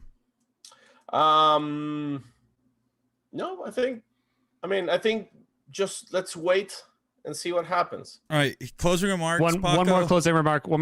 Paco, what did you say Shinigami means? Corey has a small dick. All right, Corey, that was my closing remark. Closing remarks, Paco. In Spanish, can you tell Sam he's a piece of shit? Paco, closing remark. Don't do that. Paco, closing remark. Can you please just say something really bad to Sam in Spanish, please? Paco, closing remark. I'd recommend not doing that. Paco, I second that closing remark. What if you don't even understand what I said? We'll just say Paco, closing remark. Go ahead. What if I say? Don't tell him what you're going to say. Just say it because I don't want him to know. But then you can tell me. What if I say Samuel? I know what that means. Yeah. Samuel le gusta. I like. Okay. El chorizo en papas. Chorizo daddy. He likes steak and potatoes. Yeah. Okay. Why not? Why not, Paco? That's really good. Is that your closing remark, Paco? Yes. Okay. All right. So I did my closing remark. Corey, do you have a closing remark, or is that it? I have some closing remarks. Okay. My closing remarks on behalf of ProSpec. A couple different things. Outside the EC, let's start with the importance, right? I think the big important thing is that Formula Drift addressed that they have a problem. They had a problem of things costing a lot of money, right? I think that they realized that the entry to the level of where they're at is very difficult because the cost is very, very expensive. That's a big thing. I think that was probably one of the most complained about things in drifting is the expenses. We heard it been bickered about on the internet forever. Well, if you can't afford it, don't be a part of it. It's the premier drifting series. Of course it's going to cost money. But that stepping stone from Pro-Am to Pro 1, there was a large gap. So hopefully this, facilitates that. And that's the thing. The Pro 2 Paco, your spec was your closing remarks. I know, Paco at the end. You can have a second closing remark. No, go ahead, Paco. You already interrupted me. Go ahead. No. Just real quick. Just like it just seemed like the Pro 2 step was way too far. It was still very, very large. Yeah. And it still is, but that should be. Not I think anymore. it's a within reason large now, or at least Pro 2 was already becoming Pro 1 from 3 years ago. Even if it's always going, kind of been. even if it's going to a spec ECU and reducing some slight modifications that may cost a few grand, it is still a step in the direction to find what is that balance of being quote unquote affordable or an easier step into. If you're a shitty driver, a sequential and a rear mount radiator and a custom pedal box is not going to make you better. If you're a great driver, a rear mount radiator and a sequential and a whatever ECU and a pedal box is not going to make you a worse driver. So like at the end of the day, it's only reducing cost. That's the way I see it. And that was my final remark. Corey, back to your final remark. No, my closing remarks. Closing remark. So that was the first part. The second part is we've always talked about Pro 2 not getting the shine that it deserves. Yes. And now, with everything that's changing with ProSpec is now going to give the shine that it deserves. Yeah. It's going to be competing on the same day as Pro 1 and also qualifying on the day as Pro 1. I don't think we touched on that earlier, competing the same day. That means that the live stream viewership, the ability to sell partnership into your program is going to be a little more valuable rather than just kind of being looked at as Pro 2, a second to the lead. That's going to help out a lot of drivers. And a lot of people are mad at that the ECU's coming out and you can't have sequentials, but they're not looking at the fact that their program is potentially more sellable. Yes. As FD are changing and streamlining these things. That's a big benefit. Close it. Final remark. I'm still working on it. I'm going. Oh, you're still closing? I'm still closing, dude. This is like, you know that song, Closing Time. And I don't think that it's going to have necessarily equal viewership / equal interest as Pro will have in these first few years. And but it will be probably. But I think it's a good thing necessarily. I think it'll definitely elevate it to a higher level. And I think we still need to lift Pro up under the pedestal that it deserves because it is the unrestricted. It is still the chief. Yep. And I think it's important that there is still some shine on 100%. The fact that Pro is Pro. But I like the idea that Pro Spec or Pro State or Prom, whatever you want to call it, is still is now elevated. Yep. The transmission, not a big deal. Like they said, Kevin said there might be 2 or 3 people in Pro 2 that currently has a sequential, but they're pissed. They're mad, or they're fine. Yep, or they're fine. We don't know. They said they get it. Or anywhere in between. And so that's 20. That's the only rule that's happening this year is no sequentials. The spec ECU is not happening until next year. The aftermarket brake and clutch pedal and the steering column and the additional radiators in the rear or in the engine bay, that's in 2023. So we're literally worrying about things that are 3 years ahead or 2 years ahead, even though Kevin just said today that those can be scratched out of the rule book. These are purely suggestions to keep on the back of your mind that this may happen. Yeah. And it could be gone. So let's not worry about that yet. Let's think about it. Let's have a discussion with it. Go through the proper channels to reach out to Kevin and maybe voice your opinion on those. And maybe if there's a good enough argument, they'd be like, that's a good point. Maybe we're right. Maybe $1,500 is the benefits outweigh the cost, right? $1,500. I'd rather spend $1,500 and know that my guy who just finished a battle can pull up in 2 minutes without having to have his car cool down for 20 minutes because he has shit crammed in the engine bay. Well, I'm mad and I don't know why. And there's possibly a chance in the future that there will be like a third series, more in between. Oh, that's so far out, Paco. That's stock S13. Stock S13.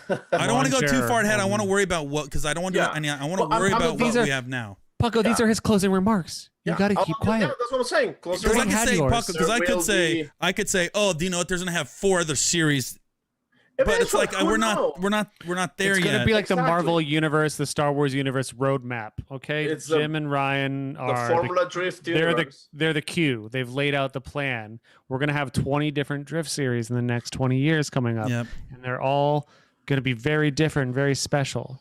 Okay, and this is just the first of the 20 new series. Yep. Corey, closing remarks, please. As Jason mentioned, the ECU, is it a negative thing? No, because even for me, when I was in Pro 2, even Pro 1, dude, for the short time that I was, having somebody there that gives you ECU support or even some sort of diagnostics issues, somebody, if you say, hey, I have a misfire, and you can have somebody on site to run over, look, listen, and fill your car while look at it, is a massive advantage. It's a massive advantage. And for them to say, we're going to be supplying 3 to 4 people per round to monitor these cars, that saves me a couple grand from bringing out a tuner or bringing out something. That's a huge benefit. Also, looking at telemetry in the future for live streams, throttle position, brake position, gear, all that stuff. Potentially being part of maybe judging or even live stream viewership to make things a little bit more understandable for the audience or for judges to judge off of. Because we even talked about Cameron Moore and Matt Field in Canada, where Cameron Moore's coupler popped off. He had 0 boost.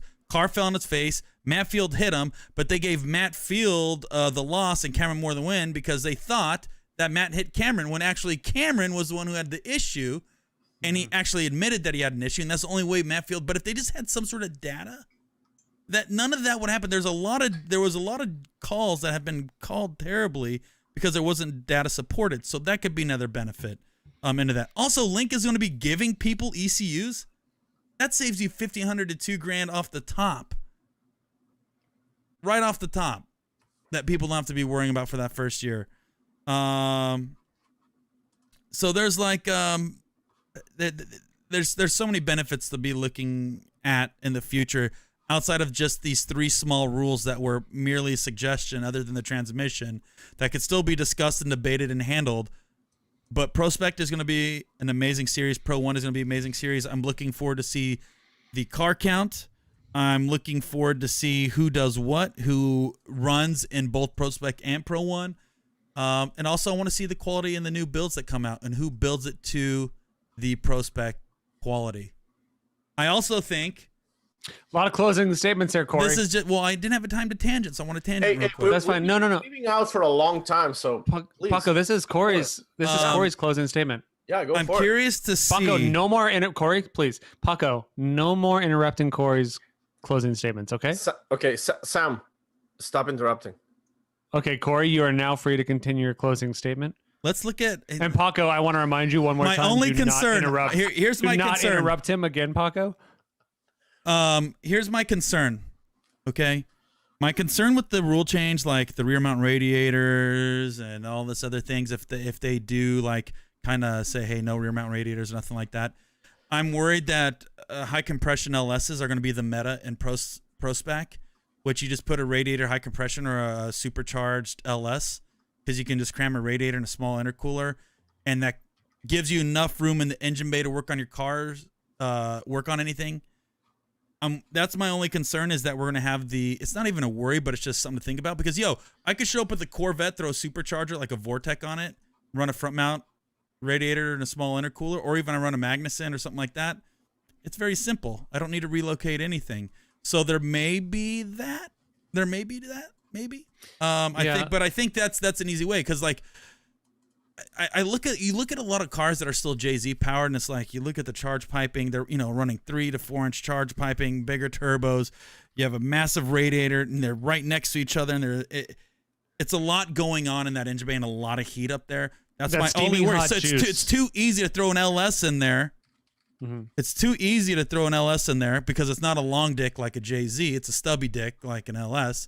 So it just makes sense. It makes sense. I didn't even think about the hot juice up there. You got that big hot juice box full of that hot green juice. Yeah. And when you got to work around that in a pinch, that's got to suck, right? I mean, that's all I've ever done. But the idea that you can take that big hot juice box, throw it in the back, that sounds nice. It is nice. So there's a lot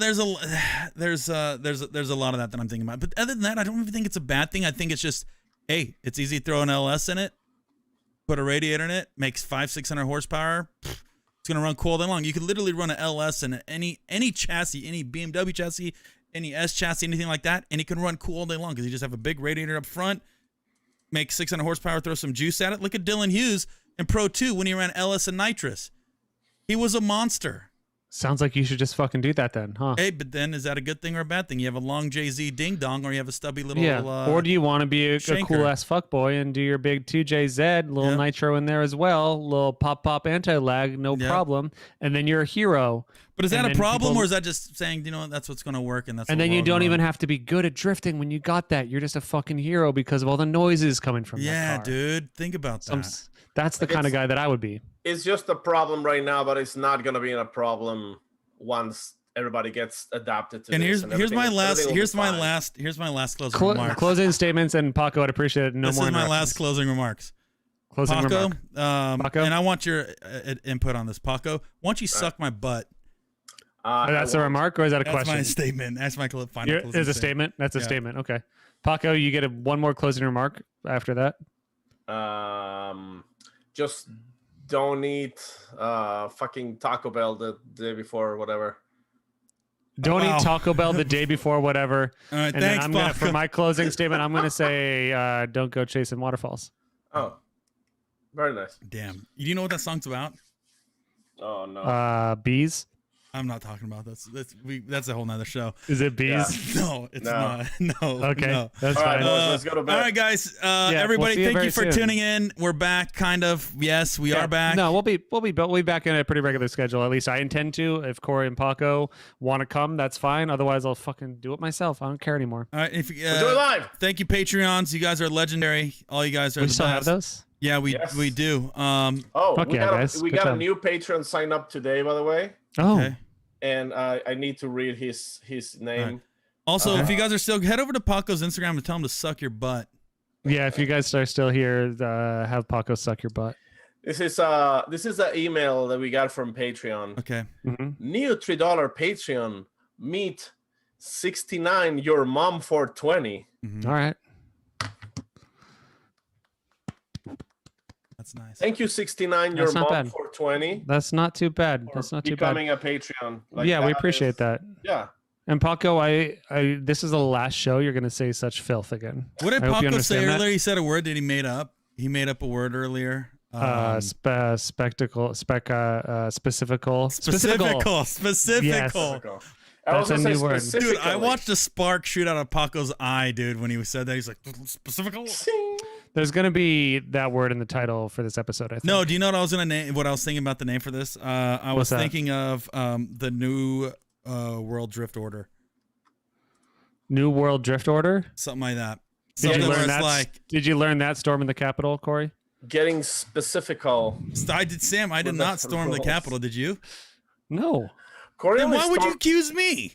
Corey, because I thought I saw you. I thought that you were the fucking flag Viking guy. Oh, come on, dude. I would have way more tits showing than that, dude. Yeah, I heard he was from Arizona. I would have to wear pasties because I'd get arrested for indecent exposure, dude, with my breasts hanging out. Yeah. What size cup are you? What's your COVID cup? My COVID cup? Yeah. I've lost weight. Doesn't look like it. I've only been drinking piss. You what, Kevin Costner from Waterworld? Should have been pissing on your cat instead. Yes, I'm Kevin Costner from Waterworld. You got a fucking problem with that? Yeah, you don't boil. You just straight from hose to mouth. Yeah, and I fucking dive underwater to grab the treasures of times past, and then I fight that guy on the jet ski. As he jumps into the machine gun. If you remember that movie well, because I fucking do. I only remember when Kevin Costner drinks his pee because like I feel like at this point is like when we start playing the music to leave. But I don't think we have that music queued up. And because Paco, I haven't seen Paco in a long time. Paco looks like that one chick from Kingpin. What? The chick that owns the hotel from Kingpin, the bowling movie. Is a beard. If you were to put a nice roundy hat and some suspenders on Paco and had him lift the side of a barn and drive a wagon, you would think that he was Amish. Oh, for sure. I'm down for driving a wagon. You know what I'm gonna do? I'm just gonna put my butt in Paco's mouth. I feel like the quality content in the show dipped 10 minutes ago. And we gotta stop. We're all waiting for that video, by the way, Corey. It's 2021. Guys, we'll see you next week. Yep, we'll see you next week. Remarks. See you guys next week. Are you gonna reveal that video on our OnlyFans? Fart video's coming. See you, dudes. All right, sing the song.